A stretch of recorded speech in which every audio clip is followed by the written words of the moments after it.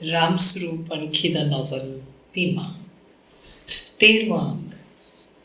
ਹਾਲਾਤ ਬਦਲਦੇ ਰਹਿੰਦੇ ਨੇ ਪਰ ਕਦੇ ਕਿਧਰੇ ਰੁਕਦੇ ਨਹੀਂ, ਜਿਵੇਂ ਨਦੀ ਦਾ ਪਾਣੀ ਰੁਕਦਾ ਨਹੀਂ। ਗਤੀ ਬਦਲਦਾ ਹੈ, ਕਿਧਰੇ ਤੇਜ਼ ਦੌੜਦਾ, ਕਿਧਰੇ ਬਚੂਆਂ ਚੱਲਦਾ ਹੈ, ਕਿਧਰੇ ਦੂਰ ਦੂਰ ਤੱਕ ਫੈਲ ਜਾਂਦਾ ਹੈ, ਜਿਵੇਂ ਬੇਚਾਲ ਹੋ ਕੇ ਪਾਣੀ ਸੌਂ ਗਿਆ ਹੋਵੇ। ਭੀਮਾ ਕਦੋਂ ਦਾ 50 ਵਰ੍ਹਿਆਂ ਨੂੰ ਪਾਰ ਕਰ ਗਿਆ ਸੀ, ਪਰ ਉਹ ਖੇਤਾਂ 'ਚ ਪਹਿਲਾਂ ਦੀ ਤਰ੍ਹਾਂ ਹੀ ਮੁੰਡਿਆਂ ਵਾਂਗ ਕੰਮ ਕਰਦਾ। ਉਹਨੂੰ ਕੋਈ ਨਸ਼ਾ ਨਹੀਂ, ਕੋਈ ਐਬ ਨਹੀਂ ਸੀ। ਸ਼ਰਾਬ ਉਹ ਪਹਿਲੇ ਦਿਨੋਂ ਨਹੀਂ ਪੀਂਦਾ ਸੀ।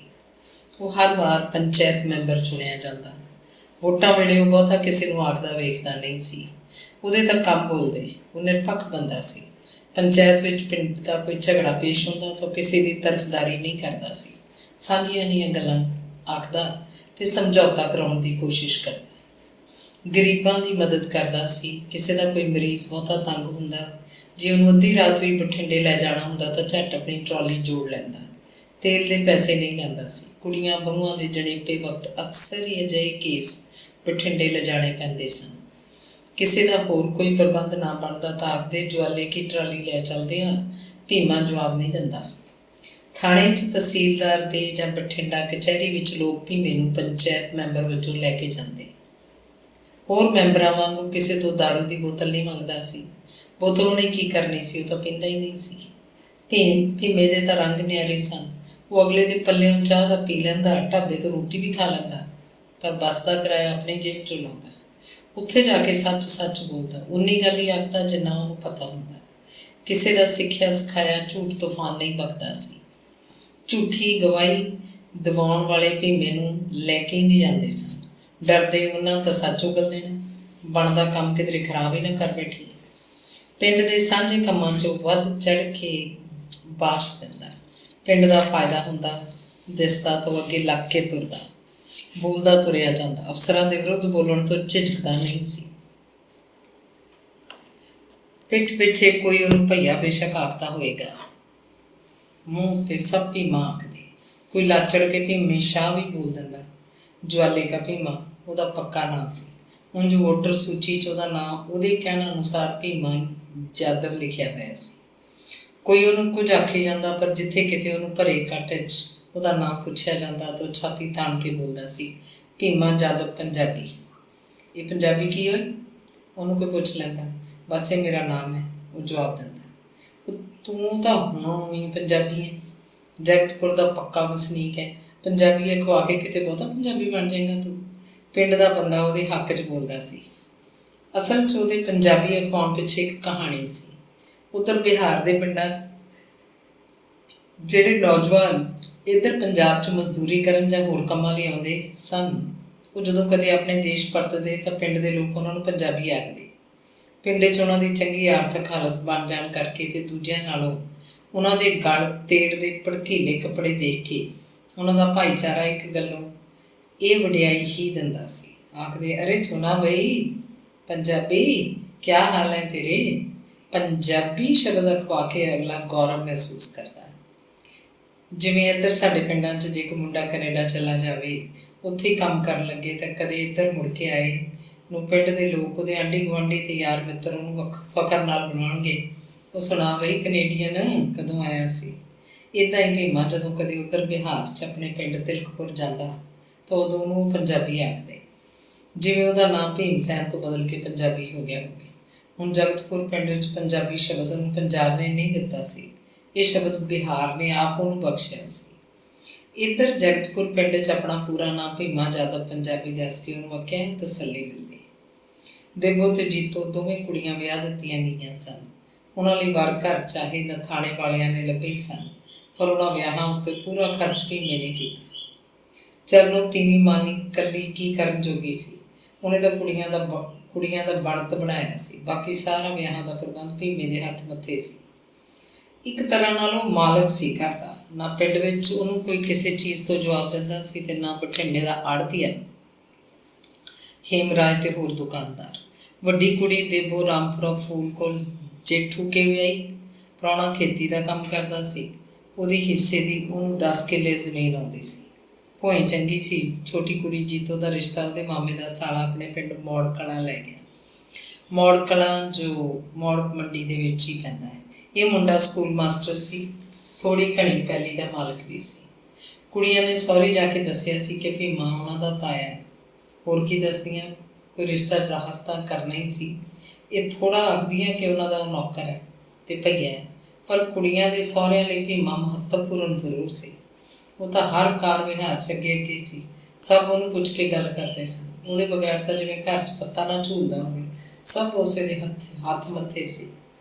भीमा देखण नूं गैर पंजाबी नहीं लगदा सी। वो जदों बोलदा उदों ही पता लगदा सी कि पंजाबी नहीं है।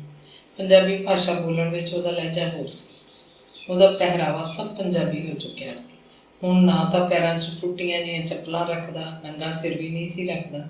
ਉਹਨੇ सस्ते मुल की खट्टी पीली मोटी बनैण भी छड्ड दित्ती सी। ਪਹਿਲਾਂ ਤਾਂ बनैण उत्तों ਦੀ कुड़ता पहनदा ਤਾਂ बटन बंद नहीं करदा सी, जिवें हिक दा उभार सवार के दिखाउणा चाहुंदा होवे। बीड़ी नहीं पींदा सी। खैणी ਤਾਂ ਉਹਨੇ ਪਹਿਲਾਂ भी कदे मूँह 'ਚ नहीं रखी सी। जगतपुर ਦੇ होर जट किसानां वांग ਉਹ ਪੈਰਾਂ ਵਿੱਚ देसी जुत्ती पाउण लग पिया। तेड़ चादरा बनदा जो पिंजड़ियां तक उच्चा होंदा। गल पाए कुड़ते ते बटन बंद रहिंदे। सिर नूं चारखाने दा 2 मीटरी साफा वलेटदा। सिर दे वाल चाहे कट्टे हुंदे फिर भी 2-2 ਉਂਗਲ ਵਧੇ होए, पर दाढ़ी मुच्छां पिंड दे लोकां वांग ही रखदा। ਇਹ ਤਾਂ ਕੁਦਰਤ ਦੀ ਮਾਰ ਸੀ ਕਿ ਉਹਦੀ ਦਾੜੀ ਸਿਰਫ ਠੋਡੀ ਉੱਤੇ ਸੀ। ਠੋਡੀ ਤੋਂ ਤਾਂ ਗੱਲਾਂ ਦੀਆਂ ਹੱਡੀਆਂ ਨੂੰ ਢਕਣ ਕਰਕੇ ਦਾੜੀ ਪਹਿਲੇ ਮੁੱਕ ਜਾਂਦੀ। ਮੁੱਛਾਂ ਪੂਰੀਆਂ ਸਨ, ਸਗੋਂ ਮੁੱਛਾਂ ਨੂੰ ਤਾਂ ਉਹ ਛਾਂਟ ਕੇ ਰੱਖਦਾ। ਉਹਦੇ ਕੰਨ ਖੜਵੇਂ ਜਿਹੇ ਸਨ, ਜਿਵੇਂ ਕੁੱਤਾ ਕੰਨ ਚੁੱਕ ਲੈਂਦਾ ਵੇਲੇ ਕੁ ਵੇਲੇ, ਪਰ ਸਾਫਾ ਬੰਨੇ ਤੋਂ ਕੰਨ ਦਿਸਦੇ ਨਹੀਂ ਸਨ। ਅੱਖਾਂ ਛੋਟੀਆਂ ਸਨ। ਇਹ ਪੰਜਾਬੀ ਅੱਖਾਂ ਨਹੀਂ ਸਨ, ਮੋਟੀਆਂ ਮੋਟੀਆਂ ਤੇ ਚਰਾਗਾਂ ਵਾਂਗ ਫਲਦੀਆਂ। ਉਹਨਾਂ ਦਾ ਸੀਰੀ ਗੀਲਾ ਕੰਮ ਛੱਡ ਚੁੱਕਾ ਸੀ। ਉਹ ਸਾਰੀ ਉਮਰ ਉਹਨਾਂ ਨਾਲ ਹੀ ਰਿਹਾ, ਪਰ ਹੁਣ ਜਦੋਂ ਬੁੱਢਾ ਹੋ ਗਿਆ ਤਾਂ ਕੰਮ ਹੁੰਦਾ ਨਹੀਂ ਸੀ ਤਾਂ ਕੀ ਕਰਦਾ। ਉਹ ਹਾਰ ਕੇ ਘਰ ਬੈਠ ਗਿਆ। ਸੀਰੀਆਂ ਦੇ ਕੰਮ ਹੁਣ ਰਹੇ ਵੀ ਨਹੀਂ ਸੀ। ਟਰੈਕਟਰਾਂ ਕੰਬਾਈਨਾਂ ਦੀ ਖੇਤੀ ਸੀ। ਜਦੋਂ ਬਲਦ ਨਹੀਂ ਰਹੇ ਤੇ ਲੱਕੜ ਦਾ ਹਲ ਗਾਇਬ ਹੋ ਗਿਆ ਤਾਂ ਸੀਰੀਆਂ ਦੇ ਸੀਰ ਵੀ ਮੁੱਕ ਗਏ। ਪਰ ਘਰ ਨਾਲ ਉਹਦਾ ਮੋਹ ਬਣਿਆ ਹੋਇਆ ਸੀ। ਕਦੇ ਕਦੇ ਹੱਥ ਨੇ ਜੇ ਗੇੜਾ ਮਾਰਦਾ ਤੇ ਚਰਨੋਂ ਤੋਂ ਚਾਹ ਪਾਣੀ ਪੀ ਜਾਂਦਾ, ਦੁੱਧ ਦੀ ਗੜਵੀ ਲੈ ਜਾਂਦਾ। ਚਰਨੋਂ ਕਦੇ ਕਦੇ ਕਿਸੇ ਬਹਾਨੇ ਉਹਨੂੰ ਥੋੜ੍ਹੇ ਘਣੇ ਪੈਸੇ ਵੀ ਦੇ ਦਿੰਦੇ। ਕਰਤਾਰੋਂ ਵੀ ਕਦੇ ਕਦੇ ਹੱਥ 'ਚ ਸੋਟੀ ਫੜ ਕੇ ਹੌਲੀ ਹੌਲੀ ਤੁਰਦੀ ਆਉਂਦੀ ਤੇ ਚਰਨੋਂ ਨਾਲ ਸਾਰੇ ਦੁੱਖ ਸੁੱਖ ਕਰਕੇ ਜਾਂਦੀ। ਚਰਨੋਂ ਦੇ ਘਰ ਪਰਿਵਾਰ ਦੀਆਂ ਖੈਰਾਂ ਮਨਾਉਂਦੀ, ਅਸੀਸਾਂ ਦਿੰਦੀ ਨਾ ਥੱਕਦੀ। ਆਖਦੀ, ਤੇਰੀ ਔਲਾਦ ਦੇ ਖੇੜੇ ਵਸਣ ਭੈਣੇ, ਮੈਂ ਤਾਂ ਬਥੇਰਾ ਕਮਾਇਆ ਤੇਰੇ ਘਰ, ਹੁਣ ਪੁਰਾਣੀ ਹਾਰ ਗਈ, ਕੀ ਕਰਾਂ। ਜਾਣੀ ਵਿਹੜੇ ਤੋਂ ਦੂਰ ਲੱਗਦਾ ਤੇਰਾ ਘਰ ਹੁਣ। ਆਉਂਦੀ ਦਾ ਦਮ ਉਖੜ ਗਿਆ। ਮੇਰਾ ਤਾਂ ਪਹਿਲਾਂ 2 ਪਲੰਘਾਂ ਦੀ ਮਾਰ ਸੀ ਤੇਰਾ ਘਰ। ਰਾਹ 'ਚ ਕਿਤੇ ਬਹਿ ਲਿਆ ਕਰ, ਦਮ ਲੈ ਲਿਆ ਕਰ। ਤੇਰੇ ਘਰ ਪਹੁੰਚਣ ਦੀ ਕਾਹਲ ਹੁੰਦੀ ਹੈ। ਡਰਦੀਆਂ ਜੇ ਕਿਤੇ ਬੈਠ ਗਈ ਉੱਥੇ ਬੈਠੀ ਨਾ ਰਹਿ ਜਾ। ਕਰਤਾਰੋ, ਹੁਣ ਤਾਂ ਮੈਂ ਵੀ ਥੱਕ ਜਾਂਦੀ ਹਾਂ ਭਾਈ। ਹੁਣ ਪਹਿਲਾਂ ਵਾਂਗੂ ਕੰਮ ਨੂੰ ਹੱਥ ਪਾਉਣ ਨੂੰ ਜੀਅ ਨਹੀਂ ਕਰਦਾ। ਥੱਕਦੀ ਕਿਵੇਂ ਨਹੀਂ? ਹੁਣ ਤਾਂ ਉੱਡਣ ਦੇ ਦਿਨ ਨੇ ਤੇਰੇ। ਸਦਾਗਰ ਸੁੱਖ ਨਾਲ ਗੱਭਰੂ ਹੋ ਗਿਆ, ਵਿਆਹ ਲੈ, ਨੂੰਹ ਘਰ ਆ ਜੂਗੀ, ਫਿਰ ਢੋਲਿਆਂ ਦੀਆਂ ਲਾਈ। ਕਹਿੰਦਾ ਕਾਰ ਲੈਣੀ ਹੈ। ਇਹ ਕੀ ਨੇੜੇ ਤੇੜੇ ਖੜਦਾ ਕਿਤੇ? ਸਰਦਾਰਾਂ ਦਾ ਕਾਕਾ ਕਹਾਉਂਦਾ ਆਪਣੇ ਆਪ ਨੂੰ। ਫੰਗ ਲੱਗੇ ਹੋਏ ਨੇ ਹੁਣ ਤਾਂ ਭੈਣੇ ਆਪਣੇ ਸਦਾਗਰ ਦੇ। ਕੀ ਕਰਦਾ ਹੁੰਦਾ ਡੀਡਾ? 10ਵੀਂ ਤੋਂ ਬਾਅਦ ਮੈਂ ਤਾਂ ਕਿਹਾ ਸੀ ਬਠਿੰਡੇ ਵਗ ਜਿਆ ਕਰ ਕਾਲਜ ਵਿੱਚ, ਪਿੰਡ ਦੇ ਹੋਰ ਮੁੰਡੇ ਵੀ ਤਾਂ ਜਾਂਦੇ ਹੀ ਹੈ। ਕਹਿੰਦਾ ਗਾਹਾਂ ਨਹੀਂ ਮੈਂ ਪੜ੍ਹਨਾ, ਖੇਤੀ ਦਾ ਕੰਮ ਕਰੂੰਗਾ। ਭੀਮੇ ਨੇ ਟਰੈਕਟਰ 'ਤੇ ਬੈਠਣ ਲਾ ਲਿਆ ਉਹਨੂੰ। ਨਹੀਂ ਚੱਲ ਚੰਗਾ ਹੈ, ਜ਼ਮੀਨ ਦਾ ਕੀ ਤੋੜਾ ਹੈ, ਤੁਹਾਡੇ ਕੋਈ ਸੁੱਖ ਨਾਲ, ਪੜ੍ਹਾਈਆਂ 'ਚ ਕੀ ਪਿਆ। ਹੋਰ 15 ਕਿੱਲੇ ਤਾਂ ਪਿੰਡ 'ਚ ਇਕੱਲੇ ਮੁੰਡੇ ਨੂੰ ਕਿਸੇ ਦੇ ਵੀ ਨਹੀਂ। ਤਾਂ ਹੀ ਤਾਂ ਕਾਰ ਮੰਗਦਾ। ਕਾਰ 15 ਕਿੱਲੇ ਮੰਗਦੇ ਆ ਭੈਣੇ। ਹੋਰ ਕਰਤਾਰੋ, ਤੂੰ ਸਿਆਣੀ ਹੈ, ਨਹੀਂ ਤਾਂ ਇਹ ਭਈਏ ਜੇ ਨੂੰ ਕੌਣ ਜੱਟ ਦੇ ਦੂ ਆਪਦੀ ਧੀ। ਇਹ ਚਰਨੋਂ, ਤੂੰ ਤਾਂ ਆਪ ਹੀ ਕਹੀ ਜਾਂਦੀ ਹੈ ਜੈ ਖਾਣਿਆਂ ਦੀ। ਜੇ ਸੁਣ ਲੈ ਕੋਈ, ਕੰਧਾਂ ਦੇ ਕੰਨ ਹੁੰਦੇ ਨੇ। ਕਰਤਾਰੋ, ਤੈਥੋਂ ਕੀ ਭੁੱਲਿਆ ਹੋਇਆ? ਤੂੰ ਤਾਂ ਜਾਣੀ ਜਾਣਾ ਭੈਣੇ। ਭੀਮੇ ਦੇ ਪੈਰੋਂ ਜੜ ਲੱਗੀ ਮੇਰੀ। ਨਹੀਂ, ਰੱਬ ਨੇ ਸੱਚੇ ਪਾਤਸ਼ਾਹ ਨੇ ਪੁੱਤ ਦੇ ਦਿੱਤਾ। ਇਹ ਚੰਗੀ ਸੁਣੀ ਤੇਰੀ। ਪਰ ਜੇ ਮੁੰਡੇ ਦਾ ਮੜੰਗਾ ਤੇਰੇ 'ਤੇ ਵਗ ਜਾਂਦਾ ਤਾਂ ਕਿਹਨੂੰ ਪਤਾ ਲੱਗਣਾ ਸੀ? ਹੁਣ ਤਾਂ ਵਿੱਚ ਸਾਰਾ ਪਿੰਡ ਜਾਣਦਾ ਚਰਨੋਂ।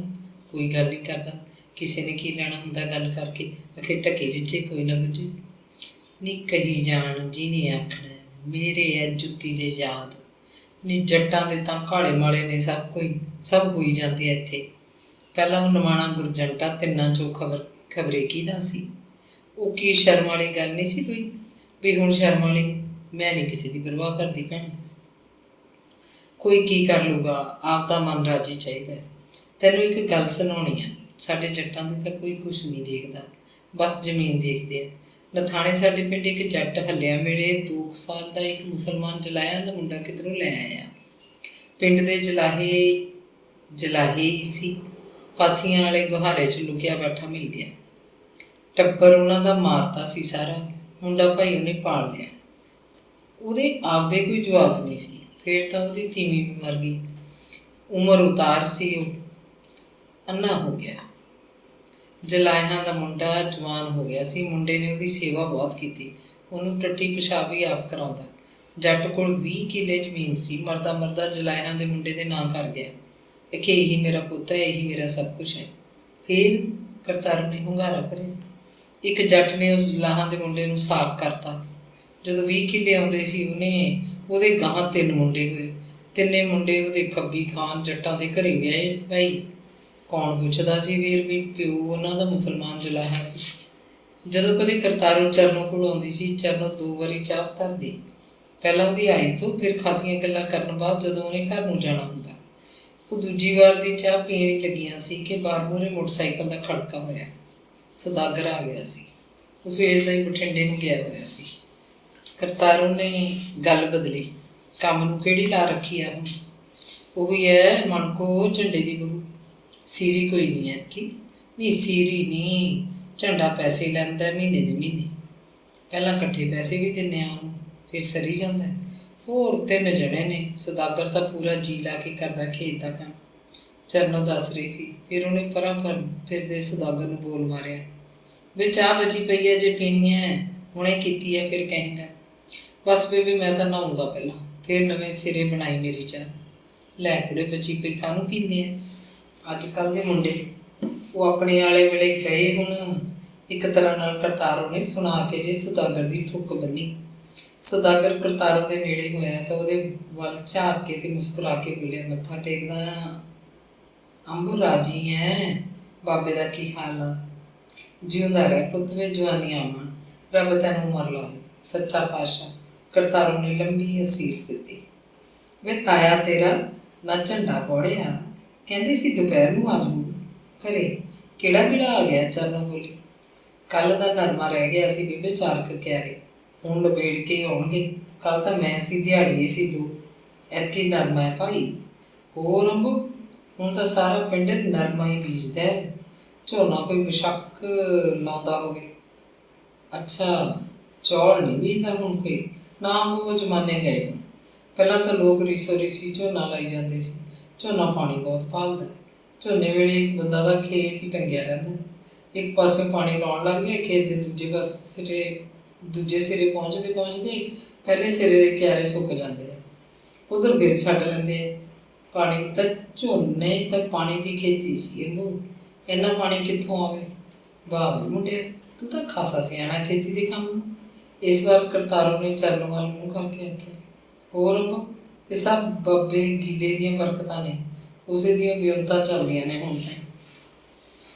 ਸੌਦਾਗਰ ਨੇ ਸਿਰ ਦਾ ਸਾਫਾ ਲਾ ਕੇ ਪਰਾਂ ਖੁੱਲ੍ਹੀ ਅਲਮਾਰੀ ਦੇ ਖਾਨੇ 'ਚ ਰੱਖਿਆ ਤਾਂ ਉਹਦੇ ਕੰਨ ਸਹੇ ਦੇ ਕੰਨਾਂ ਖੜ੍ਹੇ ਸਨ। ਉਹਨੇ ਸਿਰ ਦੇ ਵਾਲਾਂ 'ਚ ਉਂਗਲ ਦੀ ਕੰਘੀ ਫੇਰੀ। ਕਰਤਾਰੋ ਉਹਦੇ ਬਾਰੇ ਡੂੰਘਾ ਸੋਚਣ ਲੱਗੀ।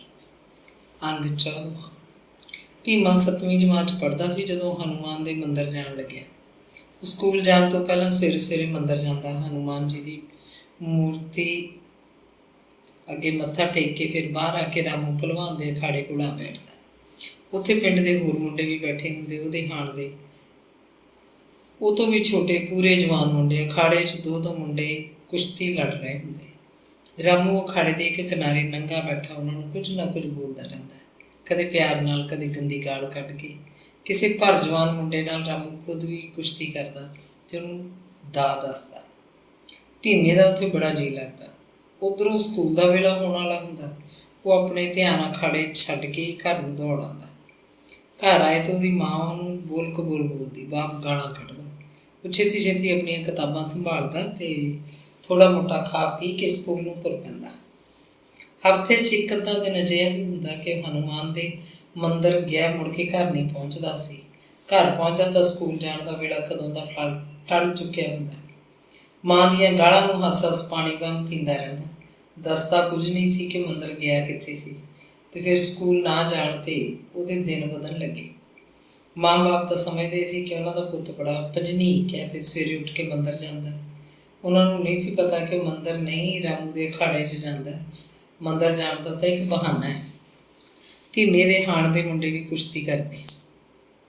ਰਾਮੂ ਉਹਨਾਂ ਨੂੰ ਵੀ ਦਾਅ ਪੇਚ ਦੱਸਦਾ ਸੀ। ਇੱਕ ਦਿਨ ਜੋਸ਼ 'ਚ ਆ ਕੇ ਭੀਮਾ ਮੁੰਡਿਆਂ ਦੇ ਇਕੱਠ 'ਚ ਖੜਾ ਅਖਾੜੇ 'ਚ ਉਤਰ ਆਇਆ ਤੇ ਇੱਕ ਪੈਰ ਅੰਦਰ ਰੱਖ ਕੇ ਕੁਸ਼ਤੀ ਲੜ ਰਹੇ ਮੁੰਡਿਆਂ ਨੂੰ ਚੁੱਕ ਚੁੱਕ ਵੇਖਣ ਲੱਗਾ, ਜਿਵੇਂ ਉਹਦਾ ਆਪਣਾ ਜੀ ਜ਼ੋਰ ਲੱਗ ਰਿਹਾ ਹੋਵੇ। ਰਾਮੂ ਨੇ ਦੂਰ ਬੈਠਿਆਂ ਨੂੰ ਗਹੁ ਨਾਲ ਤਾੜਿਆ ਤੇ ਪੁੱਛਿਆ, ਆਇਓ ਕਿਸਕਾ ਛੋਰਾ ਬਈ? ਉਹਨੂੰ ਦੱਸਿਆ ਗਿਆ ਕਿ ਸ਼ਿਵ ਪ੍ਰਸਾਦ ਯਾਦਵ ਦਾ ਛੋਟਾ ਮੁੰਡਾ ਹੈ ਤੇ ਸਕੂਲ ਪੜ੍ਹਦਾ ਹੈ। ਭੀਮਾ 13-14 ਵਰ੍ਹਿਆਂ ਦਾ ਗੱਭਰੂ ਮੁੰਡਾ ਸੀ, ਹੱਡਾਂ ਪੈਰਾਂ ਦਾ ਖੁੱਲ੍ਹਾ। ਉਹਦਾ ਸਰੀਰ ਭਰਿਆ ਭਰਿਆ ਲੱਗਦਾ। ਰਾਮੂ ਨੂੰ ਪੁੱਛਿਆ, ਕੁਸ਼ਤੀ ਲੜੇਗਾ ਕਿਆ? ਭੀਮਾ ਆਪਣੇ ਕੁੜਤੇ ਤੇ ਬਟਨ ਖੋਲ੍ਹਣ ਲੱਗ ਪਿਆ। ਤੀੜ ਨਿੱਕਰ ਸੀ, ਨੰਗਾ ਹੋਇਆ ਤਾਂ ਉਹਦਾ ਕੁੜੀਆਂ ਵਰਗਾ ਪਿੰਡਾ ਸੀ। ਉਹ ਸ਼ਰਮਾ ਰਿਹਾ ਸੀ। ਰਾਮੂ ਨੇ ਪਹਿਲਾਂ ਭੁੱਲ ਚੁੱਕੇ ਇੱਕ ਨੌਜਵਾਨ ਮੁੰਡੇ ਵੱਲ ਇਸ਼ਾਰਾ ਕੀਤਾ। ਮੁੰਡਾ ਤਾਂ ਚਿੰਬੜ ਗਿਆ ਭੀਮੇ ਨੂੰ। 2 ਵਾਰ ਪਟਕਾ ਸੁੱਟਿਆ। ਭੀਮੇ ਨੂੰ ਅਖਾੜੇ ਦੀ ਗੁੱਡੀ ਹੋਈ, ਪਰ ਮਿੱਧੀ ਹੋਈ ਨਰਮ ਮਿੱਟੀ ਉੱਤੇ ਇੱਕ ਵਾਰ ਤਾਂ ਜਿਵੇਂ ਉਹਦੀ ਸੁਰਤ ਬੋਂਦਲ ਗਈ ਹੋਵੇ। ਫਿਰ ਉਹ ਸੰਭਲ ਗਿਆ, ਮੁੰਡੇ ਦਾ ਮੁਕਾਬਲਾ ਕਰਨ ਲੱਗਿਆ। ਚਾਹੇ ਵੱਡੇ ਮੁੰਡੇ ਸਾਹਮਣੇ ਉਹਦੀ ਕੋਈ ਪੇਸ਼ ਨਹੀਂ ਜਾਂਦੀ ਸੀ, ਪਰ ਉਹ ਆਪਣੇ ਹੱਥ ਪੈਰ ਪੂਰੇ ਮਾਰਦਾ ਤੇ ਮੁੰਡੇ ਨੂੰ ਦੱਸਣਾ ਚਾਹੁੰਦਾ ਸੀ ਕਿ ਉਹ ਵੀ ਕੁਝ ਹੈ। ਰਾਮੂ ਨੇ ਮੁੰਡੇ ਨੂੰ ਅੱਖਾਂ ਨਾਲ ਹੀ ਸਮਝਾਇਆ ਕਿ ਭੀਮੇ ਨੂੰ ਬਹੁਤਾ ਤੰਗ ਨਾ ਕਰੇ। ਰਾਮੂ ਦੇ ਇੱਕ ਹੋਰ ਇਸ਼ਾਰੇ ਨਾਲ ਮੁੰਡਾ ਥੱਲੇ ਡਿੱਗ ਪਿਆ। ਭੀਮਾ ਉਹਦੇ ਉੱਤੇ ਬੈਠਾ ਉਹਦੀ ਦੇਹ ਨੂੰ ਪਲਟੀ ਮਾਰਨ ਦੀ ਕੋਸ਼ਿਸ਼ ਕਰਨ ਲੱਗਿਆ। ਖਾਸਾ ਦਿਨ ਚੜ੍ਹੇ ਭੀਮਾ ਘਰ ਪਹੁੰਚਿਆ ਤਾਂ ਮਾਂ ਨੇ ਦੇਖਿਆ ਉਹਦਾ ਮੂੰਹ, ਸਿਰ ਤੇ ਵਾਲ ਬੁਰੀ ਤਰ੍ਹਾਂ ਮਿੱਟੀ ਨਾਲ ਲਿਬੜੇ ਹੋਏ ਸਨ। ਕੰਨਾਂ ਦੀਆਂ ਪੇਪੜੀਆਂ ਤੇ ਨੱਕ ਦੀ ਕੁੰਬਲੀ ਲਾਲ ਸੀ, ਜਿਵੇਂ ਕਿਸੇ ਨੇ ਉਹਨੂੰ ਢਾਹ ਕੇ ਕੁੱਟਿਆ ਹੋਵੇ। ਪਰ ਉਹ ਤਾਂ ਮੁਸਕਰਾ ਰਿਹਾ ਸੀ। ਤੇ ਫਿਰ ਉਹਦਾ ਹਾਲ ਇਹ ਹੋ ਗਿਆ ਕਿ ਹਫ਼ਤੇ 'ਚੋਂ 1-2 ਦਿਨ ਹੀ ਕਦੇ ਸਕੂਲ ਜਾਂਦਾ। ਉਹਨੇ 7ਵੀਂ ਜਮਾਤ ਦਾ ਇਮਤਿਹਾਨ ਨਹੀਂ ਦਿੱਤਾ। ਇਮਤਿਹਾਨ ਕੀ ਦਿੰਦਾ? ਉਹ ਸਕੂਲੋਂ ਤਾਂ ਭੱਜਿਆ ਰਹਿੰਦਾ ਸੀ। ਸਕੂਲ ਤਾਂ ਕੀ ਜਾਣਾ ਸੀ, ਉਲਟਾ ਮਾਂ ਤੋਂ ਦੁੱਧ ਘਿਓ ਮੰਗਦਾ। ਕਿੱਥੇ ਸੀ ਘਰ 'ਚ ਦੁੱਧ ਘਿਓ? ਇੱਕ ਗਾਂ ਸੀ ਜਿਹਦੇ ਦੁੱਧ ਨਾਲ ਚਾਹ ਪਾਣੀ ਦਾ ਮਸਾਂ ਕੰਮ ਚੱਲਦਾ ਸੀ। ਵੱਡੇ ਭਾਈ ਗੰਗਾ ਪ੍ਰਸਾਦ ਦੀ ਘਰਵਾਲੀ ਸੀ। ਉਦੋਂ ਤੱਕ ਉਹਨਾਂ ਦੇ ਇੱਕ ਬੱਚਾ ਵੀ ਹੋ ਚੁੱਕਿਆ ਸੀ।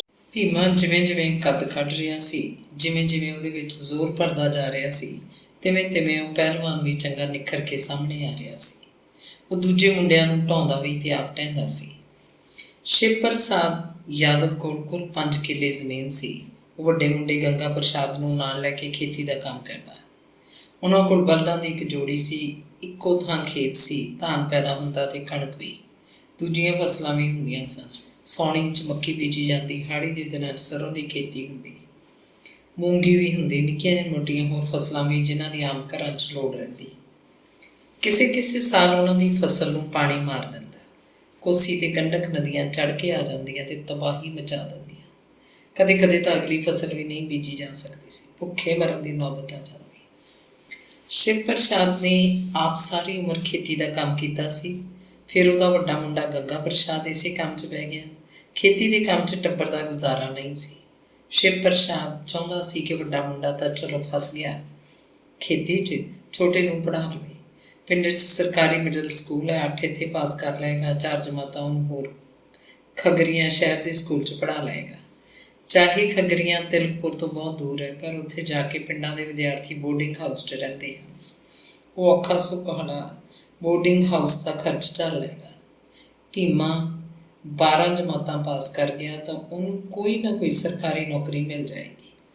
ਸਰਕਾਰੀ ਨੌਕਰ ਬਣ ਕੇ ਉਹ ਖੇਤੀ ਦੇ ਜੰਜਾਲ 'ਚੋਂ ਨਿਕਲ ਜਾਏਗਾ। ਆਰਾਮ ਦੀ ਜ਼ਿੰਦਗੀ ਬਤੀਤ ਕਰੇਗਾ। ਸਾਰੀ ਉਮਰ ਸ਼ਹਿਰਾਂ ਵਿੱਚ ਹੀ ਰਹੇਗਾ। ਉਹਨਾਂ ਵਾਂਗ ਖੇਤੀ ਦਾ ਨਰਕ ਨਹੀਂ ਭੋਗੇਗਾ। ਪਰ ਸ਼ਿਵ ਪ੍ਰਸਾਦ ਦੀ ਸਕੀਮ ਸਿਰੇ ਨਹੀਂ ਚੜ੍ਹੀ। ਭੀਮਾ ਤਾਂ 8ਵੀਂ ਜਮਾਤ ਵੀ ਪਾਸ ਨਾ ਕਰ ਸਕਿਆ। 8ਵੀਂ ਦਾ ਘਰ ਰਹਿ ਕੇ ਹੀ ਪਾਸ ਕਰ ਲੈਣੀ ਸੀ। ਪਰ ਭੀਮਾ ਪੁੱਠੇ ਰਾਹ ਪੈ ਚੁੱਕਿਆ ਸੀ। 7ਵੀਂ ਵਿੱਚੋਂ ਹੀ ਸਕੂਲ ਛੱਡ ਦਿੱਤਾ ਤੇ ਹਨੂੰਮਾਨ ਜੀ ਦੇ ਮੰਦਰ ਦਾ ਹੋ ਕੇ ਰਹਿ ਗਿਆ। ਰਾਮੂ ਭਲਵਾਨ ਨੇ ਉਹਦੇ ਮੁੰਡੇ ਨੂੰ ਤਬਾਹ ਕਰਤਾ ਸੀ। ਪਹਿਲਵਾਨ ਬਣ ਕੇ ਦੱਸੋ ਬਈ ਕੀ ਉਹ ਅਸਮਾਨ ਨੂੰ ਟਾਕੀ ਲਾ ਲਏਗਾ? ਭੁੱਖਾ ਮਰੇਗਾ। ਪਹਿਲਵਾਨੀ ਸਿੱਖਣ ਵਾਲੇ ਮੁੰਡੇ ਬਹੁਤ ਵਾਰ ਵੱਡੇ ਪਹਿਲਵਾਨਾਂ ਦੇ ਲੰਗੋਟ ਚੁੱਕਣ ਉੱਤੇ ਹੀ ਰਹਿੰਦੇ। ਸਾਲਿਆਂ ਨੂੰ ਚੰਗਾ ਖਾਣ ਪੀਣ ਨੂੰ ਮਿਲਦਾ, ਮੂੰਹ ਦਾ ਸਵਾਦ ਇਹਨਾਂ ਮੁੰਡਿਆਂ ਨੂੰ ਘਰ ਨਹੀਂ ਵੜਨ ਦਿੰਦਾ। ਉਹਦਾ ਜੀਅ ਕਰਦਾ ਕਿ ਹਰਾਮਜ਼ਾਦੇ ਰਾਮੂ ਭਲਵਾਨ ਦਾ ਸਿਰ ਪਾੜ ਦੇਵੇ, ਕਿਵੇਂ ਮੁੰਡੇ ਦੇ ਪਿੰਡ ਦੇ ਮੁੰਡੇ ਖਰਾਬ ਕਰੀ ਜਾ ਰਹੇ। ਗੰਗਾ ਪ੍ਰਸਾਦ 2 ਵਾਰੀ ਉਹਨੂੰ ਮਾਰਨ ਵੀ ਪਿਆ ਸੀ। ਭੀਮਾ ਘਰ ਦਾ ਕੰਮ ਤਾਂ ਕੋਈ ਕਰਦਾ ਨਹੀਂ ਸੀ, ਖਾਂਦਾ ਪੀਂਦਾ ਸਭ ਤੋਂ ਵੱਧ। ਸਾਲਾ ਜਿਵੇਂ ਪ੍ਰਾਹੁਣਾ ਆਇਆ ਹੋਵੇ। ਗੰਗਾ ਪ੍ਰਸਾਦ ਮਾਂ ਬਾਪ ਨਾਲ ਵੀ ਲੜਦਾ ਰਹਿੰਦਾ ਕਿ ਇਹਨੂੰ ਜਾਂ ਤਾਂ ਮੇਰੇ ਨਾਲ ਖੇਤ ਤੁਰਿਆ ਕਰੋ ਜਾਂ ਫਿਰ ਘਰੋਂ ਕੱਢੋ ਇਹਨੂੰ, ਵਿਹਲੇ ਨੂੰ। ਬਰਾਬਰ ਦਾ ਖਾਂਦਾ ਹੈ, ਕੰਮ ਕੋਈ ਨਹੀਂ ਕਰਦਾ। ਇਉਂ ਕਿਵੇਂ ਪੂਰਾ ਪਏਗਾ? ਬਾਪ ਤਾਂ ਪਹਿਲਾਂ ਵੀ ਮੇਰੇ 'ਤੇ ਖਿਝਿਆ ਰਹਿੰਦਾ ਸੀ, ਆਖਦਾ ਹਰਾਮਖੋਰ, ਮੈਂ ਤਾਂ ਕਿੱਥੇ ਲੈ ਜਾਣਾ ਚਾਹੁੰਦਾ ਸੀ, ਕਿੱਥੇ ਨਿੱਘਰ ਕੇ ਰਹਿ ਗਿਆ ਹੈ। ਇਹਨੂੰ ਤਾਂ ਨਾ ਜੰਮਦਾ ਹੈ ਮੇਰੇ ਘਰ, ਇੱਕੋ ਬਹੁਤ ਸੀ ਮੈਨੂੰ ਤਾਂ, ਆਪਣਾ ਕਰਦਾ ਹੈ ਖਾਂਦਾ। ਜਦੋਂ ਵੀ ਭੀਮਾ ਘਰ ਵੜਦਾ ਮਾਂ ਤੋਂ ਰੋਟੀ ਤਾਂ ਖਾ ਲੈਂਦਾ, ਚੋਰੀਆਂ ਦੁੱਧ ਵੀ ਪੀ ਜਾਂਦਾ, ਪਰ ਉਹਨੂੰ ਬਾਪ ਵੱਲੋਂ ਹਮੇਸ਼ਾ ਗਾਲਾਂ ਪੈਂਦੀਆਂ ਰਹਿੰਦੀਆਂ। ਭਾਈ ਉਹਨੂੰ ਅੱਖਾਂ ਕੱਢਦਾ, ਉਹਦੀ ਭਰਜਾਈ ਗੰਗਾ ਪ੍ਰਸਾਦ ਤੋਂ ਡਰਦੀ ਉਹਦੇ ਵੱਲ ਝਾਕਦੀ ਨਹੀਂ ਸੀ। ਭੀਮਾ 17-18 ਸਾਲ ਦਾ ਹੋ ਚੁੱਕਿਆ ਸੀ। ਹੋਰ ਮੁੰਡਿਆਂ ਨਾਲ ਉਹ ਵੀ ਵਿਹਲਾ ਸੀ ਤੇ ਆਪਣੇ ਆਪ ਨੂੰ ਨਿਕੰਮਾ ਜਿਹਾ ਮਹਿਸੂਸ ਕਰਦਾ ਰਹਿੰਦਾ। ਪਹਿਲਵਾਨੀ 'ਚ ਕਿਸੇ ਨੇ ਕੁਝ ਵੀ ਨਹੀਂ ਖੱਟਿਆ ਸੀ। ਇੰਨਾ ਸੀ ਕਿ ਉਹਨਾਂ ਨੇ ਚੰਗਾ ਖਾਧਾ ਪੀਤਾ ਸੀ ਤੇ ਵਧੀਆ ਸਰੀਰ ਬਣਾ ਲਏ ਸਨ। ਕੰਮਾਂ 'ਚ ਪੈਣ ਦੀ ਉਮਰ ਉਹਨਾਂ ਦੀ ਨਿਕਲ ਗਈ ਸੀ। ਹੁਣ ਉਹਨਾਂ ਨੂੰ ਆਪਣੇ ਪਿਤਾ ਪੁਰਖੀ ਧੰਦੇ ਚੰਗੇ ਨਹੀਂ ਲੱਗਦੇ ਸਨ। ਉਹਨਾਂ ਮੁੰਡਿਆਂ 'ਚ ਇੱਕ ਮੁੰਡਾ ਮੁਸਲਮਾਨਾਂ ਦਾ ਸੀ, 2 ਚਮਾਰਾਂ ਦੇ, 2 ਮੁੰਡੇ ਪੰਡਤਾਂ ਦੇ ਸਨ, ਬਾਕੀ ਸਭ ਯਾਦਵਾਂ ਦੇ ਸਨ। ਘਰਦਿਆਂ ਦਾ ਦੁਖੀ ਕੀਤਾ ਭੀਮਾ ਕਦੇ ਕਦੇ ਖੇਤ ਵੱਡੇ ਭਾਈ ਨਾਲ ਚਲਿਆ ਜਾਂਦਾ। ਗੰਗਾ ਉਹ ਤੋਂ ਪਿਆਰ ਨਾਲ ਹੀ ਕੰਮ ਲੈਂਦਾ ਸੀ, ਫਿਰ ਵੀ ਛੋਟਾ ਭਾਈ ਸੀ। ਗੰਗਾ ਚਾਹੁੰਦਾ ਸੀ ਕਿ ਉਹ ਜੀ ਖੇਤੀ ਦੇ ਕੰਮ 'ਚ ਪੈ ਜਾਏ ਤਾਂ ਇੱਕ ਤਾਂ ਭੀਮਾ ਕਿਸੇ ਸਿਰੇ ਲੱਗ ਜਾਏਗਾ, ਨਹੀਂ ਤਾਂ ਐਵੇਂ ਜਿਵੇਂ ਅਵਾਰਾ ਪਿੰਡ 'ਚ ਤੁਰਿਆ ਫਿਰੇ। ਦੂਜੀ ਗੱਲ, ਜੇ ਭੀਮਾ ਕੰਮ 'ਚ ਪੈ ਜਾਏ ਤਾਂ ਗੰਗਾ ਨੂੰ ਲਾਭ ਸੀ। ਖੇਤੀ ਦੇ ਕੰਮ 'ਚ ਦੋਵੇਂ ਭਾਈ ਚੰਗੀ ਕਮਾਈ ਕਰਨਗੇ।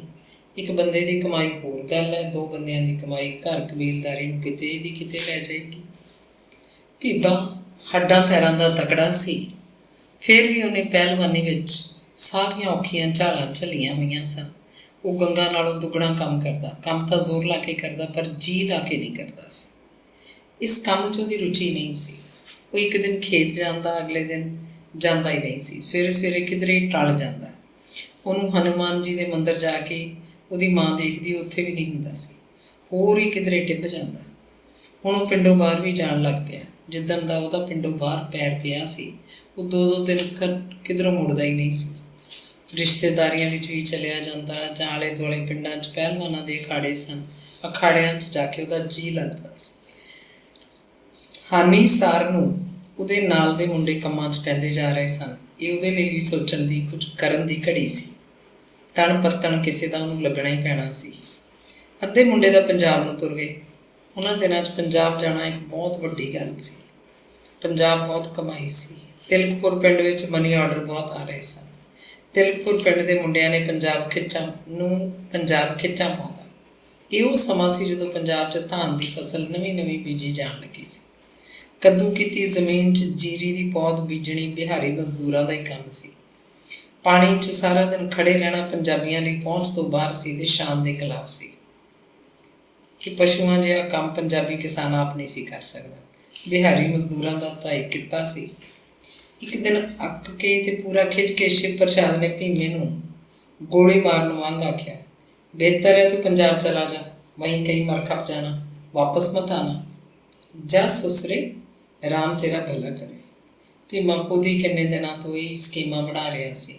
ਉਹਨੇ ਬਾਪ ਦੀ ਤਿੱਖੀ ਗੱਲ ਸੁਣ ਕੇ ਦੰਦ ਕਿਰਚੇ ਤੇ ਮਨ 'ਚ ਕਿਹਾ, ऐसा ही करूँगा मेरे बाप, कभी तुम्हारा सबका मुँह नहीं देखूँगा। वहाँ जाके खेती के कामों से भी बुरा काम कर लूँगा। कोई बात नहीं, क्या रखा है तिलकपुर में। अंग 15। ਤਿਲਕਪੁਰ 400-500 ਘਰਾਂ ਦਾ ਪਿੰਡ ਹੈ। ਬਹੁਤੀ ਆਬਾਦੀ ਯਾਦਵ ਲੋਕਾਂ ਦੀ ਹੈ ਤੇ ਪਿੰਡ 'ਚ ਮੁਸਲਮਾਨਾਂ, ਚਮਾਰਾਂ ਤੇ ਪੰਡਤਾਂ ਦੇ ਘਰ ਵੀ ਹਨ। ਯਾਦਵਾਂ ਕੋਲ ਜ਼ਮੀਨ ਹੈ। ਇਹ ਲੋਕ ਕੰਮ ਕਰਕੇ ਖੇਤੀ ਦਾ ਕੰਮ ਕਰਦੇ ਹਨ।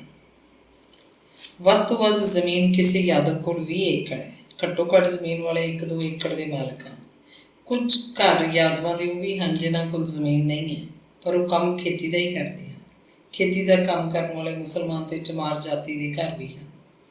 ਜਦੋਂ ਕਿ ਮੁਸਲਮਾਨਾਂ ਕੋਲ ਆਪਣੀ ਜ਼ਮੀਨ ਹੈ ਅਤੇ ਚਮਾਰ ਲੋਕ ਖੇਤ ਮਜ਼ਦੂਰ ਹਨ ਜਾਂ ਉਹ ਹੋਰ ਧੰਦੇ ਵੀ ਕਰਦੇ ਹਨ। ਪੰਡਤਾਂ ਕੋਲ ਵੀ ਜ਼ਮੀਨ ਹੈ, ਉਹ ਖੇਤੀ ਦਾ ਕੰਮ ਵੀ ਕਰਦੇ ਹਨ, ਪਰ ਉਹ ਪਿੰਡ ਦੇ ਦੁਕਾਨਦਾਰ ਵੀ ਹਨ। ਯਾਦਵਾਂ ਅਤੇ ਹੋਰ ਜਾਤੀ ਦੇ ਲੋਕਾਂ ਨੂੰ ਕਰਜ਼ ਦਾ ਪੈਸਾ ਦਿੰਦੇ ਹਨ, ਬਿਲਕੁਲ ਉਵੇਂ ਜਿਵੇਂ ਪੰਜਾਬ ਵਿੱਚ ਪਿੰਡ ਦੇ ਬਾਣੀਏ ਹੋਣ। ਤਿਲਕਪੁਰ ਪਿੰਡ ਲਈ ਨੇੜੇ ਤੋਂ ਨੇੜੇ ਦਾ ਸ਼ਹਿਰ ਖਗਰੀਆ ਹੈ, ਜੋ ਤਿਲਕਪੁਰ ਤੋਂ 24 ਕਿਲੋਮੀਟਰ ਦੂਰ ਹੈ। ਖਗਰੀਆ ਜਾਣ ਲਈ ਪਿੰਡ ਦੇ ਲੋਕ ਫੁੱਲ ਤੋਰਾ ਪਿੰਡ ਤੱਕ ਚੇਰਾ ਫੈਰੀ ਤੁਰ ਕੇ ਜਾਂਦੇ ਹਨ, ਜੋ 4 ਕਿਲੋਮੀਟਰ ਦੀ ਵਿੱਥ 'ਤੇ ਹੈ। ਫਿਰ ਉੱਥੋਂ ਜੀਪਾਂ, ਟੈਂਪੂ ਅਤੇ ਮਿੰਨੀ ਬੱਸਾਂ ਮਿਲ ਜਾਂਦੀਆਂ ਹਨ, ਜਿਨ੍ਹਾਂ ਸਭ ਦਾ ਕਿਰਾਇਆ 15 ਰੁਪਏ ਹੈ। ਤਿਲਕਪੁਰ ਪਿੰਡ ਦੇ ਲੋਕ ਵਿਆਹ ਸ਼ਾਦੀ ਵੇਲੇ ਜਾਂ ਉਂਝ ਹੀ ਸੌਦਾ ਪੱਤਾ ਲੈਣ ਖਗਰੀਆ ਆਉਂਦੇ ਹੈ, ਜਦੋਂ ਕਿ ਨਿੱਤ ਵਰਤੋਂ ਦੀਆਂ ਚੀਜ਼ਾਂ ਪਿੰਡ ਦੀਆਂ ਦੁਕਾਨਾਂ ਤੋਂ ਹੀ ਮਿਲ ਜਾਂਦੀਆਂ। ਖਗਰੀਆ ਰੇਲਵੇ ਸਟੇਸ਼ਨ ਵੀ ਹੈ। ਤਿਲਕਪੁਰ ਦੇ ਲੋਕਾਂ ਨੇ ਇੱਧਰ ਉੱਧਰ ਕਿਧਰੇ ਜਾਣਾ ਹੋਵੇ ਤਾਂ ਖਗਰੀਆ ਆ ਕੇ ਗੱਡੀ ਫੜਦੇ ਆ। ਇੱਥੇ ਸਿਰਫ ਸਵਾਰੀ ਗੱਡੀਆਂ ਖੜ੍ਹਦੀਆਂ ਹਨ, ਜਦਕਿ ਐਕਸਪ੍ਰੈਸ ਗੱਡੀਆਂ ਲੈਣ ਲਈ ਬਰੌਨੀ 'ਚ ਪਹੁੰਚਣਾ ਪੈਂਦਾ ਹੈ। ਬਰੌਨੀ ਤੋਂ ਐਕਸਪ੍ਰੈਸ ਗੱਡੀਆਂ ਦਿੱਲੀ ਲਈ ਮਿਲਦੀਆਂ ਹਨ। ਬਿਹਾਰ 'ਚ ਕਦੇ 40-42 ਜ਼ਿਲ੍ਹੇ ਸਨ, ਪਰ ਫਿਰ ਵੱਧਦੇ ਵੱਧਦੇ 50 ਤੋਂ ਉੱਤੇ ਚਲੇ ਗਏ। ਨਵੇਂ ਜ਼ਿਲ੍ਹੇ ਬਣਨ ਦਾ ਕਾਰਨ ਉਹੀ ਹੈ ਜੋ ਪੰਜਾਬ 'ਚ ਹੈ। ਜਦੋਂ ਕਿਸੇ ਵੱਡੇ ਜ਼ਿਲ੍ਹੇ ਦਾ ਇੱਕ ਖਾਸ ਇਲਾਕਾ ਇਹ ਸਮਝਦਾ ਹੈ ਕਿ ਉਹਨਾਂ ਦਾ ਵਿਕਾਸ ਨਹੀਂ ਹੋ ਰਿਹਾ ਅਤੇ ਜ਼ਿਲ੍ਹਾ ਸਥਾਨ ਉਹਨਾਂ ਨੂੰ ਦੂਰ ਪੈਂਦਾ ਹੈ, ਤਾਂ ਉਹ ਆਪਣਾ ਅਲੱਗ ਜ਼ਿਲ੍ਹਾ ਮੰਗਣ ਲੱਗਦੇ ਹਨ। ਕਦੇ ਜਦੋਂ ਇਹ ਰਾਜਨੀਤਿਕ ਮਸਲਾ ਬਣ ਜਾਂਦਾ ਤਾਂ ਵੇਲੇ ਦੀ ਪ੍ਰਾਂਤਕ ਸਰਕਾਰ ਉਹਨਾਂ ਦਾ ਅਲੱਗ ਜ਼ਿਲ੍ਹਾ ਬਣਾ ਦਿੰਦੀ ਹੈ। ਜ਼ਾਹਰ ਹੈ, ਜ਼ਿਲ੍ਹਾ ਬਣਾਉਣ ਵਾਲੀ ਪਾਰਟੀ ਦੇ ਆਗੂ ਅਸੈਂਬਲੀ ਚੋਣਾਂ ਵੇਲੇ ਜ਼ਿਲ੍ਹਾ ਬਣਾਉਣ ਦੀ ਪ੍ਰਾਪਤੀ ਦੇ ਨੁਕਤੇ ਨੂੰ ਅੱਗੇ ਰੱਖ ਕੇ ਚੋਣ ਲੜਦੇ ਹਨ ਅਤੇ ਜਿੱਤ ਜਾਂਦੇ ਹਨ। ਇਸ ਤਰ੍ਹਾਂ ਹੀ ਬਿਹਾਰ ਦੇ ਜ਼ਿਲ੍ਹੇ ਵੱਧਦੇ ਗਏ ਅਤੇ ਫਿਰ ਬਿਹਾਰ ਵਿੱਚੋਂ ਝਾਰਖੰਡ ਨਾਂ ਦਾ ਸੂਬਾ ਜਦੋਂ ਅਲੱਗ ਬਣਿਆ ਤਾਂ ਕੁਝ ਜ਼ਿਲ੍ਹੇ ਝਾਰਖੰਡ 'ਚ ਚਲੇ ਗਏ। ਤਿਲਕਪੁਰ ਪਿੰਡ ਹੈ ਦਰਭੰਗਾ ਜ਼ਿਲ੍ਹੇ 'ਚ। ਇਸ ਪਿੰਡ ਦੀ ਹੱਦ ਨਾਲ ਸਮਸਤੀਪੁਰ, ਖਗਰੀਆ, ਸਹਰਸਾ ਜ਼ਿਲ੍ਹਿਆਂ ਦੀ ਹੱਦ ਵੀ ਆ ਮਿਲਦੀ ਹੈ। ਬਿਹਾਰ ਦੇ ਖੇਤਾਂ ਨੂੰ ਅਤੇ ਪਿੰਡਾਂ ਨੂੰ ਵੱਡੀ ਮਾਰ ਪਾਣੀ ਦੀ ਹੈ। ਇਹ ਪਾਣੀ ਉਹਨਾਂ ਨਦੀਆਂ ਰਾਹੀਂ ਆਉਂਦਾ ਜਿਹੜੀਆਂ ਨੇਪਾਲ ਦੀਆਂ ਪਹਾੜੀਆਂ ਵੱਲੋਂ ਬਣ ਕੇ ਇੱਧਰ ਆਉਂਦੀਆਂ ਹਨ। ਨੇਪਾਲ ਦੇਸ਼ ਨੇ ਪਹਾੜੀ ਨਦੀਆਂ ਦਾ ਪਾਣੀ 56 ਫਾਟਕਾਂ ਦਾ ਬੰਨ੍ਹ ਮਾਰ ਕੇ ਰੋਕਿਆ ਹੋਇਆ ਹੈ। ਆਮ ਹਾਲਤਾਂ ਵਿੱਚ ਨੇਪਾਲ ਦੇਸ਼ 'ਚ ਪਾਣੀ ਨੂੰ ਆਪਣੇ ਲਈ ਵਰਤਦਾ ਰਹਿੰਦਾ ਹੈ, ਖੇਤੀ ਲਈ, ਪੀਣ ਲਈ ਜਾਂ ਹੋਰ ਜ਼ਰੂਰਤਾਂ ਵੀ ਹਨ। ਪਰ ਬਰਸਾਤ ਦੇ ਦਿਨਾਂ ਜਦੋਂ ਪਾਣੀ ਕਾਬੂ ਤੋਂ ਬਾਹਰ ਹੋ ਜਾਂਦਾ ਹੈ ਅਤੇ ਬੰਨ੍ਹ ਟੁੱਟਣ ਦਾ ਖਤਰਾ ਹੋਵੇ ਤਾਂ ਇਸ 56 ਦੇ 56 ਫਾਟਕ ਖੋਲ੍ਹ ਦਿੰਦੇ ਹਨ। ਪਹਿਲਾਂ ਥੋੜ੍ਹਾ ਥੋੜ੍ਹਾ ਖੋਲ੍ਹਦੇ ਹਨ, ਫਿਰ ਸਾਰੇ ਹੀ ਚੁੱਕ ਦਿੰਦੇ ਹਨ। ਨੇਪਾਲ ਦਾ ਸਾਰਾ ਪਾਣੀ ਨਦੀਆਂ ਬਣ ਕੇ ਇੱਧਰ ਬਿਹਾਰ ਵੱਲ ਆ ਜਾਂਦਾ ਹੈ ਅਤੇ ਤਬਾਹੀ ਦਾ ਕਾਰਨ ਬਣਦਾ ਹੈ। ਤਿਲਕਪੁਰ ਵੱਲ ਦੇ ਬਹੁਤੇ ਪਿੰਡਾਂ ਨੂੰ 2 ਨਦੀਆਂ ਵੱਧ ਮਾਰ ਕਰਦੀਆਂ ਹਨ। ਇੱਕ ਤਾਂ ਹੈ ਕੋਸੀ ਨਦੀ, ਦੂਜੀ ਗੰਡਕ ਨਦੀ। ਬਰਸਾਤ ਦੇ ਦਿਨਾਂ 'ਚ ਕੋਸੀ ਨਦੀ ਦਾ ਪਾਣੀ ਮਿੱਟੀ ਰੰਗਾ ਹੁੰਦਾ, ਜਦਕਿ ਗੰਡਕ ਨਦੀ ਦਾ ਪਾਣੀ ਹਰਾ ਜਾਂ ਕਹੋ ਪੱਤਿਆਂ ਦੇ ਰੰਗ ਦਾ। ਪਾਣੀਆਂ ਦੀ ਮਾਰ ਤੋਂ ਡਰਦੇ ਬਿਹਾਰੀ ਲੋਕ ਪੰਜਾਬ ਵੱਲ ਭੱਜਣ ਲੱਗੇ। ਇੱਧਰ ਪੰਜਾਬ 'ਚ 20ਵੀਂ ਸਦੀ ਦੇ 8ਵੇਂ ਦਹਾਕੇ ਵਿੱਚ ਚਾਵਲ ਦੀ ਖੇਤੀ ਹੋਣ ਲੱਗੀ ਸੀ। ਉਹਨਾਂ ਦਿਨਾਂ ਵਿੱਚ ਹੀ ਬਿਹਾਰੀ ਮਜ਼ਦੂਰ ਇੱਧਰ ਆਉਣ ਲੱਗ ਗਏ। ਬਸ ਇਉਂ ਸਮਝ ਲਿਆ ਜਾਏ ਕਿ ਪੰਜਾਬ 'ਚ ਧਾਨ ਅਤੇ ਬਿਹਾਰੀ ਮਜ਼ਦੂਰ ਇੱਕੋ ਵੇਲੇ ਆਏ। ਕੁਦਰਤ ਦੀਆਂ ਖੇਡਾਂ ਹਨ ਕਿ ਬਿਹਾਰੀ ਮਜ਼ਦੂਰ ਹੁਣ 21ਵੀਂ ਸਦੀ ਦੇ ਪਹਿਲੇ ਦਹਾਕੇ ਦੇ ਅੰਤਲੇ ਸਾਲਾਂ ਵਿੱਚ ਘੱਟ ਆਉਣ ਲੱਗੇ ਹਨ। ਕਾਰਨ ਹੈ ਕਿ ਬਿਹਾਰ ਸਰਕਾਰ ਨੇ ਉੱਧਰ ਕਿਸਾਨੀ ਮਸਲਿਆਂ ਨੂੰ ਸਮਝਿਆ ਅਤੇ ਹੱਲ ਕਰਨ ਦੇ ਯਤਨ ਆਰੰਭੇ ਹਨ। ਉਦੋਂ ਤੋਂ ਲੋਕ ਉੱਧਰ ਹੀ ਟਿਕਣ ਲੱਗ ਪਏ ਹਨ। ਬਿਹਾਰੀ ਮਜ਼ਦੂਰਾਂ ਦੀ ਘਾਟ ਕਾਰਨ ਹੀ ਇੱਧਰ ਪੰਜਾਬ ਵਿੱਚ ਹੁਣ ਧਾਨ ਦੀ ਖੇਤੀ ਵੀ ਘਟਣ ਲੱਗੀ ਹੈ। ਕਾਰਨ ਹੈ ਝੋਨੇ ਨੇ ਧਰਤੀ ਦਾ ਹੇਠਲਾ ਪਾਣੀ ਸਾਰਾ ਉਤਾਂਹ ਖਿੱਚ ਲਿਆ। ਝੋਨਾ ਪਾਣੀ ਦੀ ਖੇਤੀ ਹੈ, ਖੇਤਾਂ 'ਚ ਕੀਤੇ ਬੋਰ ਫੇਲ ਹੋ ਗਏ, ਹੋਰ ਨਲਕੇ ਪਾਏ ਤਾਂ ਵੀ ਕੋਈ ਫਾਇਦਾ ਨਹੀਂ ਹੋਇਆ। ਇੰਜਣ ਬੇਕਾਰ ਹੋਏ, ਘਰਾਂ ਦੇ ਖੂੰਜਿਆਂ 'ਚ ਆਪਣੀ ਮੌਤ ਮਰ ਗਏ। ਹੁਣ ਰੁਝਾਨ ਇਹ ਬਣਨ ਲੱਗਿਆ ਹੈ ਕਿ ਕਿਸਾਨ ਝੋਨਾ ਛੱਡ ਕੇ ਸੌਣੀ ਦੀਆਂ ਹੋਰ ਲਾਹੇਵੰਦ ਫਸਲਾਂ ਬੀਜਣ ਲੱਗੇ। ਡੀਜ਼ਲ ਮਹਿੰਗਾ ਹੀ ਮਹਿੰਗਾ ਹੁੰਦਾ ਜਾ ਰਿਹਾ। ਬਿਜਲੀ ਦੇ ਰੇਟ ਹਰ ਸਾਲ ਵਧਣ ਲੱਗਦੇ ਹਨ। ਪਾਣੀ ਬਹੁਤ ਥੱਲੇ ਚਲਾ ਗਿਆ। ਕੀ ਕਰੇ ਵਿਚਾਰਾ ਪੰਜਾਬ ਦਾ ਕਿਸਾਨ। ਅੰਗ 16। ਪੰਜਾਬ ਆਉਣ ਵਾਲੇ ਤਿਲਕਪੁਰ ਪਿੰਡ ਦੇ 5 ਮੁੰਡੇ ਸਨ। ਮੁਸਲਮਾਨਾਂ ਦਾ ਬਸ਼ੀਰ, ਜੋ ਹੱਡਾਂ ਪੈਰਾਂ ਦਾ ਖੁੱਲ੍ਹਾ ਸੀ ਅਤੇ ਭੀਮੇ ਨਾਲ ਹੀ ਹਨੂੰਮਾਨ ਜੀ ਦੇ ਮੰਦਰ ਪਹਿਲਵਾਨੀ ਕਰਨ ਜਾਇਆ ਕਰਦਾ ਸੀ। ਉਹਨਾਂ ਕੋਲ 2 ਏਕੜ ਜ਼ਮੀਨ ਸੀ। ਉਹ ਖੇਤੀ ਦਾ ਕੰਮ ਕਰਦੇ ਸਨ। ਦੂਜਾ ਮੁੰਡਾ ਸੀ ਛੋਟੀ ਜਾਤੀ ਦਾ ਸੀਤਾਰਾਮ ਮੰਡਲ। ਇਹ ਪਰਿਵਾਰ ਵੀ ਖੇਤੀ ਦਾ ਕੰਮ ਕਰਦੇ ਸੀ। ਮੋਤੀ ਪੰਡਤਾਂ ਦਾ ਮੁੰਡਾ ਸੀ। ਇਹ ਦੁਕਾਨਦਾਰੀ ਦਾ ਕੰਮ ਕਰਦੇ ਸੀ। ਮੋਤੀ 10 ਜਮਾਤਾਂ ਪੜ੍ਹਿਆ ਸੀ। ਉਹ ਪੰਜਾਬ 'ਚ ਧਾਨ ਬੀਜਣ ਦੇ ਕੰਮ ਲਈ ਨਹੀਂ ਜਾ ਰਿਹਾ ਸੀ।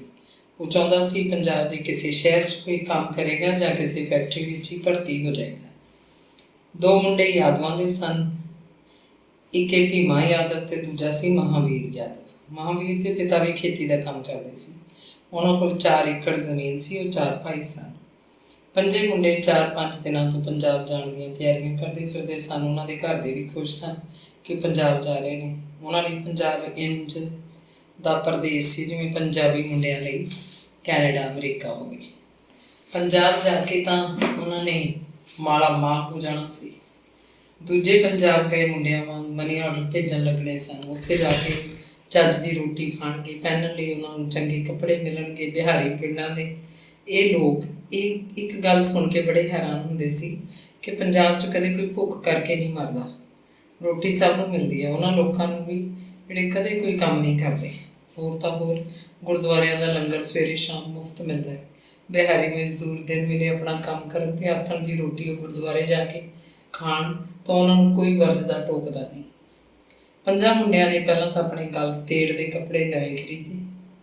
ਇਹ ਕੱਪੜੇ ਨਵੇਂ ਸਿਲਾਉਣ ਦੀ ਲੋੜ ਨਹੀਂ ਸੀ। ਨੇੜੇ ਦੇ ਸ਼ਹਿਰ 'ਚ ਬਣੇ ਬਣਾਏ ਮਿਲ ਜਾਂਦੇ ਸੀ। ਪੈਰਾਂ ਨੂੰ ਨਵੀਆਂ ਚੱਪਲਾਂ ਜੋ ਬਹੁਤ ਮਹਿੰਗੀਆਂ ਨਹੀਂ ਹੁੰਦੀਆਂ। ਉੱਧਰ ਲੁਧਿਆਣੇ ਤਾਂ ਕਹਿੰਦੇ ਬਣਦੀਆਂ ਨੇ ਅਤੇ ਐਵੇਂ ਵਾਂਗ ਹੀ ਥੋੜ੍ਹੇ ਜਿਹੇ ਪੈਸਿਆਂ ਦੀਆਂ ਮਿਲ ਜਾਂਦੀਆਂ ਨੇ। ਪੰਜਾਂ ਕੋਲ ਟੀਨ ਦੇ ਪੀਪੇ ਸੀ। ਇਹ ਬਜ਼ਾਰੀ ਘਿਓ ਦੇ ਖਾਲੀ ਪੀਪੇ ਸਨ ਜਿਨ੍ਹਾਂ ਨੂੰ ਢੱਕਣ ਖਗਰੀਆ ਸ਼ਹਿਰ ਜਾ ਕੇ ਲੱਗ ਜਾਂਦੇ ਆ। ਖਗਰੀਆ ਤੋਂ ਢੱਕਣ ਕੁੰਡੇ ਵਾਲੇ ਪੀਪੇ ਮਿਲ ਜਾਂਦੇ। ਕੁੰਡੇ ਨੂੰ ਨਿੱਕੀ ਜਿਹੀ ਜਿੰਦੀ ਲੱਗਦੀ। ਬਸ ਇਹ ਪੀਪਾ ਹੀ ਉਹਨਾਂ ਦਾ ਸੂਟਕੇਸ ਸੀ, ਉਹਨਾਂ ਦਾ ਟਰੰਕ ਸੀ ਜਾਂ ਸੰਦੂਕੜੀ ਸੀ। ਇਸੇ 'ਚ ਉਹਨਾਂ ਦੇ 1-2 ਵਾਧੂ ਕੱਪੜੇ ਸਨ। ਇਸੇ ਪੀਪੇ 'ਚ 1-2 ਕਿਲੋ ਕਦੋਂ ਵੀ ਪਾਣੀ 'ਚ ਘੋਲ ਕੇ ਪੀਤੀ ਖਾਧੀ ਸੱਤੂ ਇੱਕ ਅਜਿਹੀ ਖੁਰਾਕ ਹੈ ਜਿਹੜੀ ਕਿਧਰੇ ਵੀ ਕਦੋਂ ਵੀ ਪਾਣੀ 'ਚ ਘੋਲ ਕੇ ਪੀਤੀ ਖਾਧੀ ਜਾ ਸਕਦੀ ਹੈ। ਸੱਤੂ ਬਿਹਾਰੀਆਂ ਦੀ ਸੰਪੂਰਨ ਖੁਰਾਕ ਸੀ, ਪ੍ਰੀਤੀ ਭੋਜਨ ਸੀ। ਪੰਜਾਂ ਮੁੰਡਿਆਂ ਨੇ ਆਪਣੇ ਆਪਣੇ ਪੀਪੇ ਚੁੱਕੇ ਹੋਏ, ਮੋਢੇ ਦੇਸੀ ਜਿਹੇ ਥੈਲੇ ਲਟਕਾਏ। ਸਵੇਰੇ ਸਵੇਰੇ ਸੂਰਜ ਚੜ੍ਹਨ ਤੋਂ ਪਹਿਲਾਂ ਹੀ ਚੱਲ ਪਏ ਉਹ ਪ੍ਰਦੇਸ਼ ਨੂੰ। ਪਿੰਡ ਤੋਂ ਬਾਹਰ ਤੱਕ ਉਹਨਾਂ ਦੀਆਂ ਮਾਵਾਂ ਉਹਨਾਂ ਨੂੰ ਵਿਦਾ ਕਰਨ ਆਈਆਂ ਅਤੇ ਮੁੰਡਿਆਂ ਨੂੰ ਹਨੂੰਮਾਨ ਦੇ ਮੰਦਰ ਲੈ ਕੇ ਗਈਆਂ। ਪੁਜਾਰੀ ਰਾਮਦੇਵ ਝਾਅ ਨੇ ਉਹਨਾਂ ਦੇ ਮੱਥਿਆਂ ਨੂੰ ਤਿਲਕ ਲਾਇਆ। ਹਨੂੰਮਾਨ ਜੀ ਦੇ ਸੰਧੂਰ ਦਾ ਪੰਜਾਂ ਦਾ ਇੱਕ ਘਰ ਦਾ ਬੰਦਾ ਉਹਨਾਂ ਨੂੰ ਫੁੱਲ ਤੋਰਾ ਤੱਕ ਛੱਡ ਕੇ ਗਿਆ। ਫੁੱਲ ਤੋਰਾ ਤੋਂ ਖਗਰੀਆ 20 ਕਿਲੋਮੀਟਰ ਦੂਰ ਹੈ। ਮਿੰਨੀ ਬੱਸਾਂ ਚੱਲਦੀਆਂ ਅਤੇ ਟੈਂਪੂ ਜੀਪਾਂ ਵੀ। ਤਿਲਕਪੁਰ ਤੋਂ ਫੁੱਲ ਤੋਰਾ ਤੱਕ ਉਹ ਸਭ ਪੈਰੀਂ ਤੁਰ ਕੇ ਆਏ ਸਨ। ਉਹਨਾਂ ਦੇ ਪੀਪੇ ਉਹਨਾਂ ਦੇ ਨਾਲ ਦਿਆਂ ਨੇ ਮੋਢੇ ਧਰ ਲਏ ਸਨ। ਫੁੱਲ ਤੋਰਾ ਤੋਂ ਪੰਜਾਂ ਨੇ ਇੱਕ ਜੀਪ ਕਰ ਲਈ। ਇਹਦਾ ਕਿਰਾਇਆ ਮਿੰਨੀ ਬੱਸ ਜਿੰਨਾ ਹੀ ਸੀ, ਪਰ ਆਰਾਮ ਸੀ। ਮਿੰਨੀ ਬੱਸ ਤਾਂ ਭੀੜ ਮੱਚੀ ਰਹਿੰਦੀ ਹੈ। ਸਵਾਰੀਆਂ ਇੱਕ ਦੂਜੇ ਦੇ ਉੱਤੇ ਬੈਠਣ ਤੱਕ ਜਾਂਦੀਆਂ। ਘਰਦਿਆਂ ਨੇ ਉਹਨਾਂ ਨੂੰ ਭਰੇ ਮਨ ਨਾਲ ਵਿਦਾ ਕੀਤਾ। ਉਹ ਵੀ ਭਰੇ ਮਨ ਨਾਲ ਚੁੱਪਚਾਪ ਤੁਰੇ ਸਨ। ਅਪ੍ਰੈਲ ਮਈ ਦੇ ਦਿਨ ਸਨ। ਉਹਨਾਂ ਦਿਨਾਂ 'ਚ ਪੰਜਾਬ ਪੂਰਾ ਤਪ ਰਿਹਾ ਹੁੰਦਾ। ਗਰਮ ਲੂਆਂ ਵਗਣ ਲੱਗ ਜਾਂਦੀਆਂ। ਅਸਮਾਨ ਉੱਤੇ ਬੱਦਲਾਂ ਦਾ ਕਿਧਰੇ ਨਾਂ ਨਿਸ਼ਾਨ ਨਹੀਂ ਹੁੰਦਾ।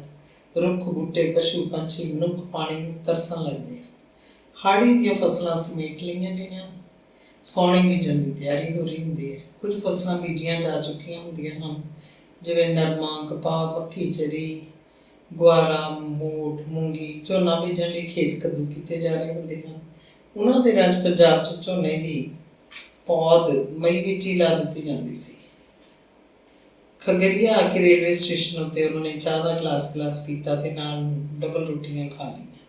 ਚਾਹੇ ਉਹ ਤਿਲਕਪੁਰ ਤੋਂ ਖਾ ਪੀ ਕੇ ਤੁਰੇ ਸਨ, ਪਰ ਖਗਰੀਆ ਪਹੁੰਚਦੇ ਕਰਦੇ ਉਹਨਾਂ ਨੂੰ ਜਿਵੇਂ ਮੁੜ ਕੇ ਭੁੱਖ ਲੱਗ ਗਈ। ਚਿੱਟਾ ਦਿਨ ਚੜ੍ਹ ਆਇਆ ਸੀ। ਸੂਰਜ ਆਪਣੇ ਪੂਰੇ ਜਲੌਅ 'ਚ ਲਿਸ਼ਕਾ ਮਾਰ ਰਿਹਾ ਸੀ। ਖੜਿਆਂ ਦਾ ਜੀਅ ਕਰਦਾ ਕਿ ਉਹ ਕਿਧਰੇ ਬੈਠ ਜਾਣ, ਪਰ ਪਲੇਟਫਾਰਮ ਦੇ ਹਰ ਹਰੇ ਬੈਂਚਾਂ ਉੱਤੇ ਕਿਧਰੇ ਵੀ ਥਾਂ ਨਹੀਂ ਸੀ। ਪਹਿਲਾਂ ਹੀ ਉਹ ਘੁਸੜੇ ਜਿਹੇ ਵੱਧ ਬੰਦੇ ਬੈਠੇ ਸਨ। ਸਵਾਰੀ ਗੱਡੀ ਆਈ ਤਾਂ ਇੱਕ ਸ਼ੋਰ ਮਚ ਗਿਆ। ਉਤਰਨ ਵਾਲੇ ਕਾਫੀ ਲੋਕ ਸਨ, ਪਰ ਚੜ੍ਹਨ ਵਾਲਿਆਂ ਦੀ ਕੋਈ ਗਿਣਤੀ ਨਹੀਂ ਸੀ। ਉਹ ਇੱਕ ਦੂਜੇ ਨੂੰ ਧੱਕਾ ਮਾਰਦੇ ਅੱਗੇ ਹੋ ਕੇ ਚੜ੍ਹਨ ਦੀ ਕੋਸ਼ਿਸ਼ ਕਰ ਰਹੇ ਸਨ। ਇੰਨੀਆਂ ਜ਼ਿਆਦਾ ਸਵਾਰੀਆਂ ਸਨ ਕਿ ਖਗਰੀਆ ਤੋਂ ਚੜ੍ਹਨ ਵਾਲੇ ਸੀਟਾਂ ਦਾ ਵਿਚਕਾਰ ਆਪਣਾ ਸਮਾਨ ਲਈ ਖੜੇ ਸਨ। ਪੀਪੇ ਰੱਖਣ ਲਈ ਨਾ ਤਾਂ ਥੱਲੇ ਕਿਧਰੇ ਜਗ੍ਹਾ ਦਿਸਦੀ, ਨਾ ਉਤਲੀਆਂ ਸੀਟਾਂ 'ਤੇ।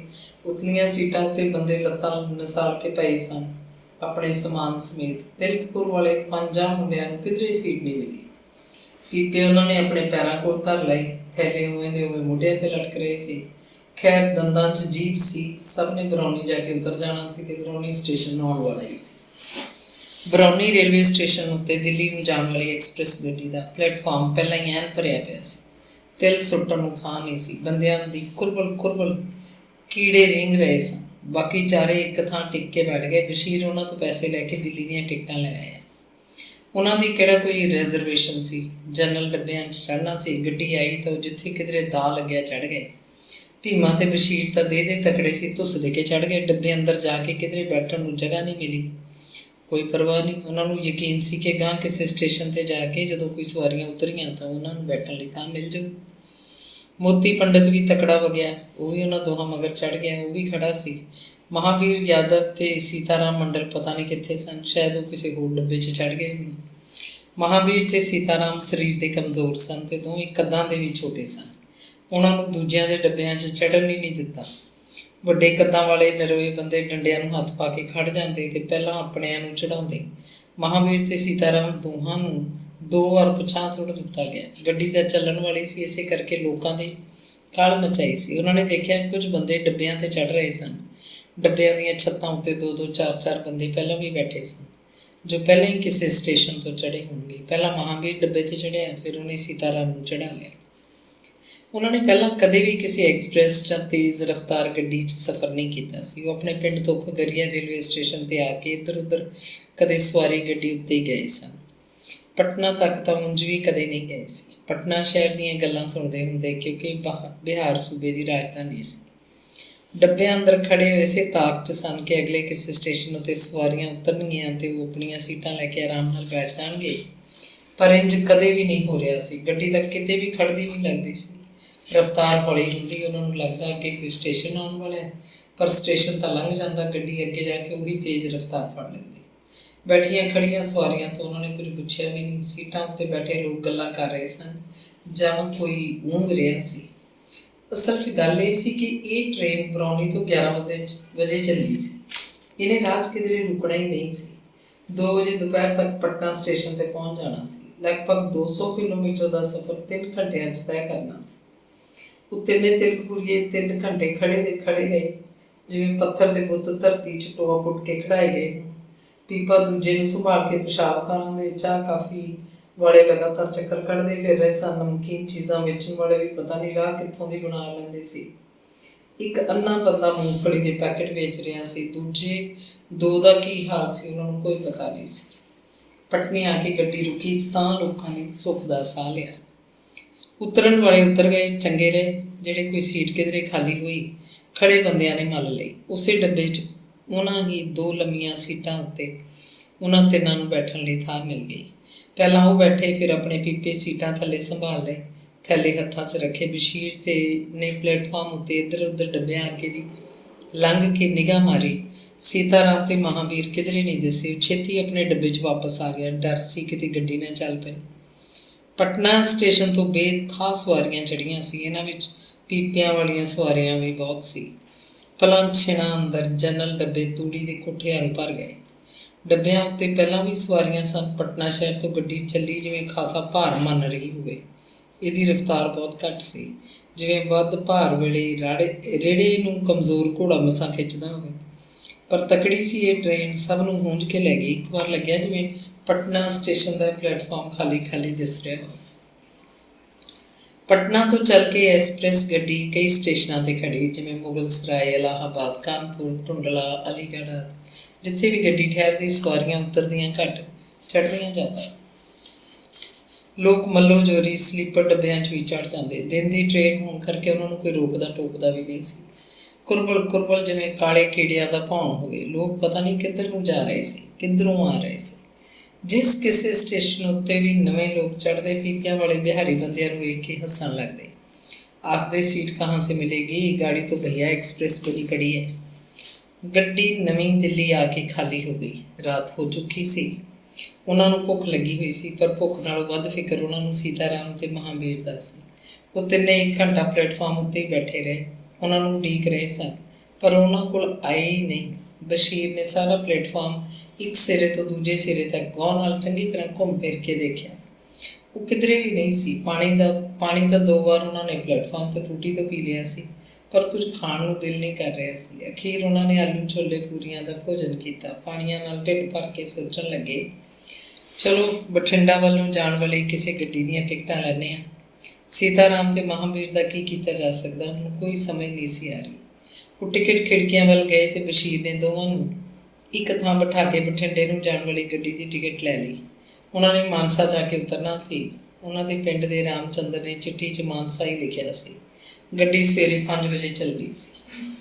दिल्ली तो बठिंडे नूं दिन च 2-3 एक्सप्रैस गड्डियां आउंदियां, सवारी गड्डियां भी आउंदियां।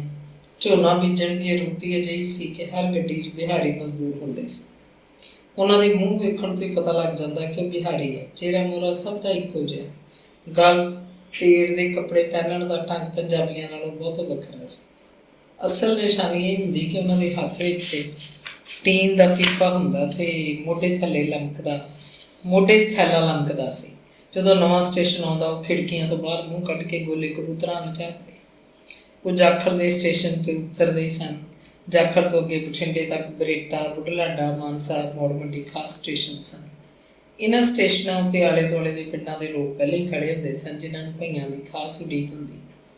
किसे किसे जट किसान नाल उन्हां दे खेत रहिंदा भईआ हुंदा, जिन्हों पहले ही पता हुंदा सी कि उन्हां दे पिंड तो किन्ने बंदे आउण वाले हन ते वो इसे गड्डी आउणगे। बस गड्डी दा उन्हां दा अंदाज़ा हुंदा सी कि पता किसे ने किहड़ी गड्डी दिल्ली तो आउणा हुंदा। वो 2-3 गड्डियां उडीकदे ते उन्हां च स्टेशन ते चाह पानी पींदे जच्चे बैठे रहिंदे। उन्होंने इन्हां गल्लां बारे इधर बिहार विच ही एजेंट दस दिंदे सी कि जिहड़ा बिहार दे उन्हां पिंडां च फिर तुर के इस रुत च बंदे इधर पंजाब नूं तुरदे सब पढ़ा दिंदे सन। कित्थों गड्डी चढ़ना है, कित्थे उतरना है, एकड़ दे हिसाब झोना बीजण दा की रेट है, बंदियां दे हिसाब वजों आटा दे दिता जांदा, दाल आलू भी दिंदे, अपना पकाओ ते खाओ। मानसा स्टेशन उत्ते वो 12 बजे उतरे। एक लम्मा जिहा मोटा तकड़ा जट उन्हां तिन्नां नूं बाहां तो फड़ के धू रिहा सी, जिवें ਉਹਦੇ ही गुलाम हों। बशीर चीख के बोले, नहीं जाएंगे हम, जग्गा जाना है। जट ने उन्होंने छाड़ता ते दूजिਆਂ ਨੂੰ फड़न लग्या। उधर तिन्नां ਨੂੰ मानसा स्टेशन ते कोई लैण नहीं आया सी। रामचंद्र ने लिखवाया सी कि मानसा उतर के बस अड्डे पहुँच जाना। उत्थों बरनाले ਨੂੰ ਬੱਸਾਂ ਜਾਂਦੀਆਂ, जोगा राह च आउंदा है। जोगे उतर के केसर सिंह का घर पुछना, अड्डे ते दस देणगे। जोगे दे केसर सिंह कोल 40 किले जमीन एक थां सी। अद्धी जमीन नूं कस्सी दा पानी लगदा, बाकी दी मोटर सी। जमीन दे दूजे पासे बोर करके इंजन धरिया सी। इन्नी जमीन नूं एक मोटर जां एक इंजन नाल किवें सरदा सी? कस्सी दा पानी तां वारी दा सी, कदे कदे आउंदा। केसर सिंह पिंड दा खब्बी खान जट सी। ਉਹਦੇ 3 मुंडे सन। ਵੱਡੇ 2 मुंडे खेती का काम करते, छोटा स्कूल मास्टर सी। वो MA BEd सी, खासी तनख्वाह सी। पिंड के नेड़े हाई स्कूल का मास्टर सी, वो भी खेती वाली ध्यान रखता।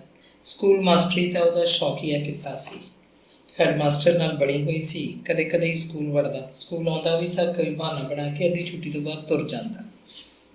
5वें-7वें दिन वो बाणीए हैड मास्टर की सेवा रखता, वो घर चीज़ां भेजता रहिंदा। हैड मास्टर की धी भी वध लालचन सी। उस साल केसर सिंह की 30 किले च झोना सी। उन्हें 3 किले नरमा बीज लिया, बाकी जमीन कख पट्ठे लई ते होर सोने दी फसलां लई रख लई। रामचंद्र उन्हां कोल कई सालां तो सी, उन्हां दा पक्का बंदा सी।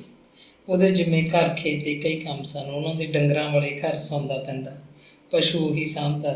ਉਹਦਾ एक सुख ये भी सी कि झोना लाउण दे दिनां 'ਚ ते कणक वड्ढण वेले उधरों अपने पिंडां वल्लों चिट्ठियां लिखवा के बंदे मंगवा लैंदा सी। इस साल उन्हें 5 बंदे अपने पिंडों होर मंगवाए सन। 3 पहुंचे सन, 2 का कोई पता नहीं सी किधर गए। वो तिन्ने उन्हां 2 बारे कुछ नहीं दस रहे सी। उन्हां 2 बारे उन्हां कोल गल करन दी वेल भी नहीं सी। उस संदेहाई सवेरे सूरज चढ़न तो पहलां जागदे, दिन भर काम च थक टुट के रात नूं मसां धरती ते पिठ लाउंदे। वो सारे 10 भईए सन, 3 तिलकपुर वाले ते 7 होर। वो 7 तो पहलां भी पंजाब च झोना लाउण दे दिनां च आउंदे सी। ये 3 पहली बार पंजाब आए सी। पंजाब च आके झोना लाउण दा काम वो पहली बार कर रहे सी। उधर अपने देश अपने खेतों च गल होर सी। इत्थे पंजाब च तां उन्होंने डूंगी तरह महसूस किया सी, बंदे ते मशीन च फर्क नहीं सी। इत्थे तां ठेका सी उन्हां दा, किले दे हिसाब पैसे मिलने सन। जिन्ना छेती काम करन, वध काम करन, उन्हां दे लाभ च सी। ये 30 किले मुका के उन्हां तां किसी होर जट दे खेतां नूं तुर जाना सी। रामचंद्र उन्हां 'ਚ शामिल नहीं सी। ਉਹਦੇ ਲਈ ਤਾਂ केसर सिंह के घर बार ते होर बहुत कम सन। ਉਹ ਤਾਂ ਇੱਕ ਤਰ੍ਹਾਂ ਨਾਲ ਕੇਸਰ ਸਿੰਘ ਦਾ ਹੀ ਆਦਮੀ ਸੀ। ਦੂਜੇ ਭਾਈਆਂ ਤੋਂ ਕਹਿ ਕੇ ਕੰਮ ਕਰਾਉਂਦਾ, ਉਹਨਾਂ ਨੂੰ ਸਗੋਂ ਤਾੜਦਾ ਟੋਕਦਾ ਰਹਿੰਦਾ। 30 ਕਿੱਲੇ ਜ਼ਮੀਨ ਪਹਿਲਾਂ ਉਹਨਾਂ ਨੇ ਸਾਰੀ ਨੂੰ ਪਾਣੀ ਲਾ ਕੇ ਉਸ 'ਚ 2 ਟਰੈਕਟਰਾਂ ਨਾਲ ਲੋਹੇ ਦੇ ਹਲ ਫੇਰੇ। ਪਾਣੀ ਗਰਦਾ ਗੋਰ ਹੋ ਗਿਆ। ਪਾਣੀ ਤਾਂ ਕਿਧਰੇ ਦਿਸਦਾ ਹੀ ਨਹੀਂ ਸੀ, ਬਸ ਘੁਲੀ ਹੋਈ ਮਿੱਟੀ ਸੀ। ਥਾਂ ਥਾਂ ਤੋਂ ਬੁਲਬੁਲੇ ਉੱਠਦੇ। ਝੋਨੇ ਦੀ ਪਨੀਰੀ ਦੇ ਬੂਟੇ 1.5-1.25 ਫੁੱਟ ਲੰਬੇ ਹੁੰਦੇ। 10 ਬੰਦੇ ਜਿਵੇਂ ਝੁਕੇ ਦੇ ਝੁਕੇ ਰਹਿੰਦੇ ਹੋਣ। ਇੱਕ ਹੱਥ 'ਚ ਝੋਨਾ, ਦੂਜੀ 'ਚ ਉਹ ਬੂਟੇ ਬੀਜਦੇ ਤੁਰੇ ਜਾਂਦੇ। ਸਾਰਾ ਦਿਨ ਪਾਣੀ 'ਚ ਖੜੇ ਰਹਿਣ ਕਰਕੇ ਉਹਨਾਂ ਦੇ ਪੈਰਾਂ ਦੀਆਂ ਉਂਗਲਾਂ ਸੜ ਗਲ ਜਾਂਦੀਆਂ, ਪਰ ਰਾਤ ਨੂੰ ਪੈਣ ਲੱਗਿਆਂ ਇੱਕ ਮੱਲਮ ਨਾਲ ਉਂਗਲਾਂ ਚੋਪੜ ਲੈਂਦੇ। ਉਂਗਲਾਂ ਤੜਕੇ ਨੂੰ ਠੀਕ ਹੋ ਜਾਂਦੀਆਂ। ਅਗਲੇ ਦਿਨ ਫਿਰ ਵੀ ਕੰਮ ਚੱਲਦਾ। ਉਹ ਬਿਹਾਰੀ ਮਜ਼ਦੂਰ ਇੱਕ ਤਰ੍ਹਾਂ ਨਾਲ ਪਾਣੀ ਦੇ ਬੰਦੇ ਵੀ ਸਨ। ਉਹਨਾਂ 10 ਬੰਦਿਆਂ ਲਈ ਹਰ ਰੋਜ਼ ਦਾ ਬਚਵਾਂ ਆਟਾ ਸੀ। ਮੋਟਰ ਵਾਲੇ ਕੋਠੇ 'ਚ ਆਲੂਆਂ ਦੀ ਬੋਰੀ ਲਿਆ ਕੇ ਧਰ ਰੱਖੀ ਸੀ। ਧੋਤੀ ਮੂੰਗੀ, ਛਿਲਕੇ ਵਾਲੀ ਮੂੰਗੀ, ਮਸਰੀ ਦੀ ਦਾਲ ਤੇ ਤੌੜੇ ਭਰੇ ਹੋਏ ਸਨ। ਲੂਣ, ਮਿਰਚ, ਮਸਾਲਾ ਤੇ ਹਲਦੀ ਦੇ ਪੁੜੇ ਸਨ। ਗੰਢਿਆਂ ਦੀ ਬੋਰੀ, ਲਸਣ ਦੀ ਥੈਲੀ ਅਲੱਗ ਸੀ। ਬਨਸਪਤੀ ਘਿਓ ਦਾ ਪੀਪਾ ਸੀ। ਕਹਿਣ ਨੂੰ ਹੀ ਇਹਨਾਂ ਲਈ ਬਚਵਾਂ ਰਾਸ਼ਨ ਸੀ, ਨਹੀਂ ਤਾਂ ਕੇਸਰ ਸਿੰਘ ਦੇ ਘਰ ਕੋਈ ਤੋੜਾ ਨਹੀਂ ਸੀ, ਕੋਈ ਸੰਕੋਚ ਨਹੀਂ ਸੀ। ਤੀਵੀਆਂ ਦਾ ਸੁਭਾਅ ਵੀ ਬੰਦਿਆਂ ਵਾਂਗ ਖੁੱਲ੍ਹਾ ਸੀ। ਕੇਸਰ ਸਿੰਘ ਆਖਦਾ, ਖਾਣ ਪੀਣ ਦਿਓ ਖੁੱਲ੍ਹਾ ਵਿਚਾਰੇ ਪਰਦੇਸੀਆਂ ਨੂੰ, ਇਹਨਾਂ ਨੇ ਕਿਹੜਾ ਕੋਈ ਚੀਜ਼ ਕਿਧਰੇ ਵੇਚ ਦੇਣੀ ਹੈ, ਇਹਨਾਂ ਦੇ ਢਿੱਡ 'ਚ ਹੀ ਜਾਣੀ ਹੈ ਕੁੱਲ ਚੀਜ਼। ਉੱਥੇ ਗੁੜ ਚਾਹ ਵੀ ਖੁੱਲ੍ਹਾ ਸੀ। ਇੱਕ ਵੱਡਾ ਡੋਲੂ ਦੁੱਧ ਦਾ ਰਾਮਚੰਦਰ ਤੜਕੇ ਸਦਿਆਂ ਹੀ ਖੇਤ ਲੈ ਆਉਂਦਾ। ਦੁਪਹਿਰੇ ਜੇ ਇੱਕ ਵੱਡਾ ਡੋਲੂ ਆਥਣ ਦੀ ਚਾਹ ਨੂੰ ਦੇ ਜਾਂਦਾ। ਭਈਆਂ ਵਿੱਚ ਏਕਾ ਪੂਰਾ ਸੀ। ਇੱਕ ਬੰਦਾ ਉਹਨਾਂ ਨੇ ਰੋਟੀ ਪਾਣੀ ਨੂੰ ਛੱਡ ਲਿਆ। ਉਹ ਰੋਟੀ ਟੁੱਕ ਦੇ ਕੰਮ 'ਚ ਮਾਹਰ ਸੀ। ਚਾਹੇ ਝੋਨਾ ਲਾਉਣ ਦਾ ਕੰਮ ਉਹ ਨਹੀਂ ਕਰਦਾ ਸੀ, ਪਰ ਰੋਟੀ ਟੁੱਕ ਦਾ ਕੰਮ ਝੋਨੇ ਨਾਲੋਂ ਵੀ ਵੱਧ ਰਹਿੰਦਾ ਸੀ। ਉਹ ਤਾਂ ਸਾਰਾ ਦਿਨ ਇਸੇ ਕੰਮ 'ਚ ਖਪਿਆ ਰਹਿੰਦਾ। ਤੜਕੇ ਹੀ ਸਾਰਿਆਂ ਨੂੰ ਚਾਹ ਕਰਕੇ ਦਿੰਦਾ। ਦੂਜੀ ਵਾਰ ਦੀ ਚਾਹ 2-2 ਰੋਟੀਆਂ ਵੀ ਉਹ ਖਾਂਦੇ। ਪਚਰੰਗੇ ਅਚਾਰ ਦਾ ਡੱਬਾ ਪਿਆ ਹੁੰਦਾ। ਦੁਪਹਿਰ ਦੀ ਰੋਟੀ ਉਹ ਤੜਕੇ ਸਦਿਆਂ ਹੀ ਤਿਆਰ ਕਰਨੀ ਸ਼ੁਰੂ ਕਰ ਦਿੰਦਾ। ਤਰੀ ਵਾਲੇ ਆਲੂ ਬਣਾਉਂਦਾ, ਕਦੇ ਧੋਤੀ ਮੂੰਗੀ ਦੀ ਦਾਲ ਜਾਂ ਛਿਲਕੇ ਵਾਲੀ ਤੇ ਮਸਰੀ ਦੀ ਦਾਲ। ਆਟਾ ਗੁੰਨ ਕੇ ਰੱਖ ਦਿੰਦਾ। ਗੁੰਨਿਆ ਆਟਾ ਲੇਸ ਫੜ ਲੈਂਦਾ। ਚੁੱਲ੍ਹੇ 'ਤੇ ਤਵਾ ਰੱਖ ਕੇ ਰੋਟੀਆਂ ਪਕਾਉਣ ਲੱਗਦਾ। ਆਟਾ 2 ਵਾਰ 2 ਪਰਾਤਾਂ 'ਚ ਗੁੰਨਦਾ। ਰੋਟੀਆਂ ਪਕਾ ਪਕਾ ਟੋਕਰਾ ਭਰੀ ਜਾਂਦਾ। ਭਈਏ ਰੋਟੀਆਂ ਬਹੁਤ ਖਾਂਦੇ ਆ। ਇੱਕ ਰੋਟੀ ਦੇ 4 ਟੁਕੜੇ ਕਰਦੇ ਤੇ ਦਾਲ ਵਿੱਚ ਲਵੇੜ ਲਵੇੜ ਅੰਦਰ ਸੁੱਟੀ ਜਾਂਦੇ।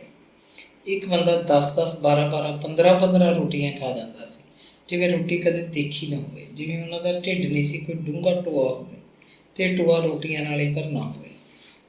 ਦੁਪਹਿਰ ਦੀ ਰੋਟੀ ਖਾ ਕੇ ਅੱਧਾ ਪੌਣਾ ਘੰਟਾ ਆਰਾਮ ਕਰਦੇ। ਇੱਧਰ ਉੱਧਰ ਦਰਖਤਾਂ ਦੀ ਛਾਂ ਥੱਲੇ ਛਾਪਲ ਜਾਂਦੇ। ਝਾੜੀਆਂ ਦੀ ਓਟ ਵਿੱਚ ਝਾੜੀਆਂ ਔਖੇ ਜਾਂਦੇ। ਆਲੇ ਦੁਆਲੇ ਦੇ ਖੇਤਾਂ ਵਿੱਚ ਮੱਝਾਂ ਚਾਰਦੇ ਪਾਲੀ ਮੁੰਡੇ ਉਹਨਾਂ ਕੋਲ ਦੁਪਹਿਰੇ ਜਿਹੇ ਆ ਬੈਠਦੇ ਤੇ ਉਹਨਾਂ ਨੂੰ ਰੋਟੀ ਖਾਂਦਿਆਂ ਨੂੰ ਦੇਖਦੇ, ਜਿਵੇਂ ਬੈਠੇ ਉਹਨਾਂ ਦੀਆਂ ਰੋਟੀਆਂ ਦੀ ਗਿਣਤੀ ਕਰਨੀ ਆਉਂਦੀ ਸੀ। ਉਹਨਾਂ ਦਾ ਮੋਟਰ ਵਾਲਾ ਕਮਰਾ ਖਾਸਾ ਵੱਡਾ ਸੀ। ਅਸਲ 'ਚ 2 ਕਮਰੇ ਸੀ। ਇੱਕ 'ਚ ਮੋਟਰ ਲੱਗੀ ਸੀ, ਹੋਰ ਸਮਾਨ ਵੀ ਉੱਥੇ ਹੀ ਪਿਆ ਰਹਿੰਦਾ। ਦੂਜੇ ਕਮਰੇ 'ਚ 2 ਮੰਜੇ ਡਏ ਸੀ। ਖੇਤ 'ਚ ਲੋੜੀਂਦਾ ਹੋਰ ਲੱਕਾ ਤੁਕਾ ਸੀ। ਦੋਵਾਂ ਕਮਰਿਆਂ ਵਿੱਚ ਘਰ ਇੱਕ ਕੰਧ ਸੀ, ਜਿਹਦੇ ਬਾਹਰ ਨੂੰ ਕੋਈ ਤਖਤਾ ਨਹੀਂ ਸੀ। ਚੁਗਾਠ ਵੀ ਨਹੀਂ ਬਣਾਈ ਗਈ ਸੀ। ਦੋਵਾਂ ਕਮਰਿਆਂ ਉੱਤੇ 12-12 ਫੁੱਟ ਲੰਮੇ 2 ਗਾਡਰ ਚੜ੍ਹਾਏ ਹੋਏ ਸਨ। ਲੈਂਟਰ ਦੀ ਛੱਤ ਸੀ। ਦੂਜੇ ਕਮਰੇ 'ਚ ਭਈਆਂ ਦੇ ਪੀਪੇ ਰੱਖੇ ਸਨ, ਜਿੰਦੀਆਂ ਲਾ ਕੇ। ਕੀਲਿਆਂ ਉੱਤੇ ਉਹਨਾਂ ਦੇ ਝੋਲੇ ਟੰਗੇ ਸਨ। ਦਿਨ ਵੇਲੇ ਤਾਂ ਤੱਤੀਆਂ ਤੇਜ਼ ਹਵਾਵਾਂ ਚੱਲਦੀਆਂ, ਰਾਤ ਨੂੰ ਠੰਡ ਹੋ ਜਾਂਦੀ। 2-4 ਬੰਦੇ ਕਮਰੇ ਅੰਦਰ ਹੀ ਸੌਂ ਜਾਂਦੇ, ਬਾਕੀ ਸਾਰੇ ਬਾਹਰ ਖੁੱਲ੍ਹੀ ਹਵਾ 'ਚ ਬੋਰੀਆਂ ਵਿਛਾ ਕੇ ਤੇ ਇੱਟਾਂ ਦੇ ਸਿਰਹਾਣੇ ਲਾ ਕੇ ਸੌਂਦੇ। ਖੇਤ ਦੇ ਸੜੇ ਹੋਏ ਪਾਣੀ ਵਿੱਚੋਂ ਤਿੱਖੀ ਤੇਜ਼ ਹਵਾ ਉੱਠਦੀ, ਜਿਹਦੇ ਲਈ ਉਹਨਾਂ ਦੇ ਨੱਕ ਆਦੀ ਹੋ ਚੁੱਕੇ ਸਨ। ਅੱਧੀ ਰਾਤ ਤੋਂ ਬਾਅਦ ਤਾਂ ਠੰਡੀ ਠਾਰ ਹਵਾ ਚੱਲਣ ਲੱਗਦੀ, ਜਿਸ ਕਰਕੇ ਉਹਨਾਂ ਦੇ ਸਰੀਰ ਨੂੰ ਸੁੱਖ ਮਿਲਦਾ ਤੇ ਗੂੜੀ ਨੀਂਦ ਸੌਂ ਜਾਂਦੀ। ਪਰ ਇਹ ਗੂੜੀ ਨੀਂਦ ਦਾ ਸੁੱਖ ਉਹਨਾਂ ਨੂੰ ਥੋੜ੍ਹੀ ਦੇਰ ਹੀ ਮਿਲਦਾ। ਉਦੋਂ ਹੀ ਪਤਾ ਲੱਗਦਾ ਜਦੋਂ ਪਿੰਡ 'ਚੋਂ ਕਿਧਰੋਂ ਮੁਰਗੇ ਦੀ ਬਾਗ ਸੁਣਾਈ ਦਿੰਦੀ। ਪਿੰਡ ਜਾਗਣ ਲੱਗਦਾ। ਬਰਨਾਲੇ ਨੂੰ ਜਾਂਦੀ ਸੜਕ ਉੱਤੇ ਕਿਧਰੇ ਕੋਈ ਟਰੱਕ ਆਪਣੀ ਘੂਕ ਛੱਡਦਾ। ਭਈਆਂ ਦੀ ਨੀਂਦ ਖੁੱਲ੍ਹ ਜਾਂਦੀ ਤੇ ਪੂਰਬ ਦੇ ਤਾਰਿਆਂ ਵੱਲੋਂ ਅੱਖ ਮਟਕਾ ਮਟਕਾ ਝਾਕਣ ਲੱਗਦੇ। ਉਹਨਾਂ ਨੂੰ ਝੋਨਾ ਲਾਉਂਦਿਆਂ ਨੂੰ ਵੇਖਣ ਆਲੇ ਦੁਆਲੇ ਦੇ ਖੇਤਾਂ ਵਾਲੇ ਆਉਂਦੇ, ਤਾਰੀਫ ਕਰਦੇ, ਕਿਵੇਂ ਉਹ ਗੰਢਾਂ ਜਿਹੀਆਂ ਬਣੀ ਕੋਈ ਮਸ਼ੀਨ ਚੱਲਣ ਵਾਂਗ ਝੋਨਾ ਲਾ ਰਹੇ ਸੀ। ਜਦੋਂ ਕੇਸਰ ਦੇ ਖੇਤ 'ਚ ਉਹਨਾਂ ਦਾ 2 ਕੁ ਦਿਨ ਦਾ ਕੰਮ ਰਹਿੰਦਾ ਸੀ, ਉਸੇ ਪੱਤੀ ਦਾ ਬਖਸ਼ੀਸ਼ ਸਿੰਘ ਆਪਣੇ 20 ਕਿੱਲਿਆਂ ਲਈ ਉਹਨਾਂ ਨਾਲ ਪੱਕੀ ਕਰ ਗਿਆ। ਇਹ ਗੱਲ ਰਾਮਚੰਦਰ ਨੇ ਕਰਾਈ ਸੀ। ਰਾਮਚੰਦਰ ਜਿਵੇਂ ਉਹਨਾਂ ਦਾ ਨੰਬਰਦਾਰ ਹੋਵੇ, ਜਿਵੇਂ ਨੇ ਕਿਹਾ ਉਹ ਮੰਨ ਗਏ। ਬਖਸ਼ੀਸ਼ ਸਿੰਘ ਨੂੰ ਸਾਰਾ ਢਾਂਚਾ ਸਮਝਾ ਦਿੱਤਾ ਸੀ, ਜਿਵੇਂ ਕੇਸਰ ਸਿੰਘ ਦੇ ਖੇਤ ਹੁੰਦਾ जिस दिन आथर नूं केसर सिंह का काम खत्म होया उसे रात उन्होंने 10 बंदियां ने अपने पीपे रोटी खाने तो बाद बख्शीश सिंह की मोटर ते जा तरे। जोगा पिंड विच भईयां दियां होर टोलियां भी फिरदियां सन। सारे पिंड के खेतों 'च ही काम हो रहा सी, जिवें झोना लाउणा ही पिंड की जिंदगी बन के रह गया होवे, और कोई काम ना हो। लोग झोना लाउण दा काम निबेड़दे ते उसे दिन तो आसमान वाल झाकण लगदे, मीह पैण दी उड़ीक करदे। अंग 18वां।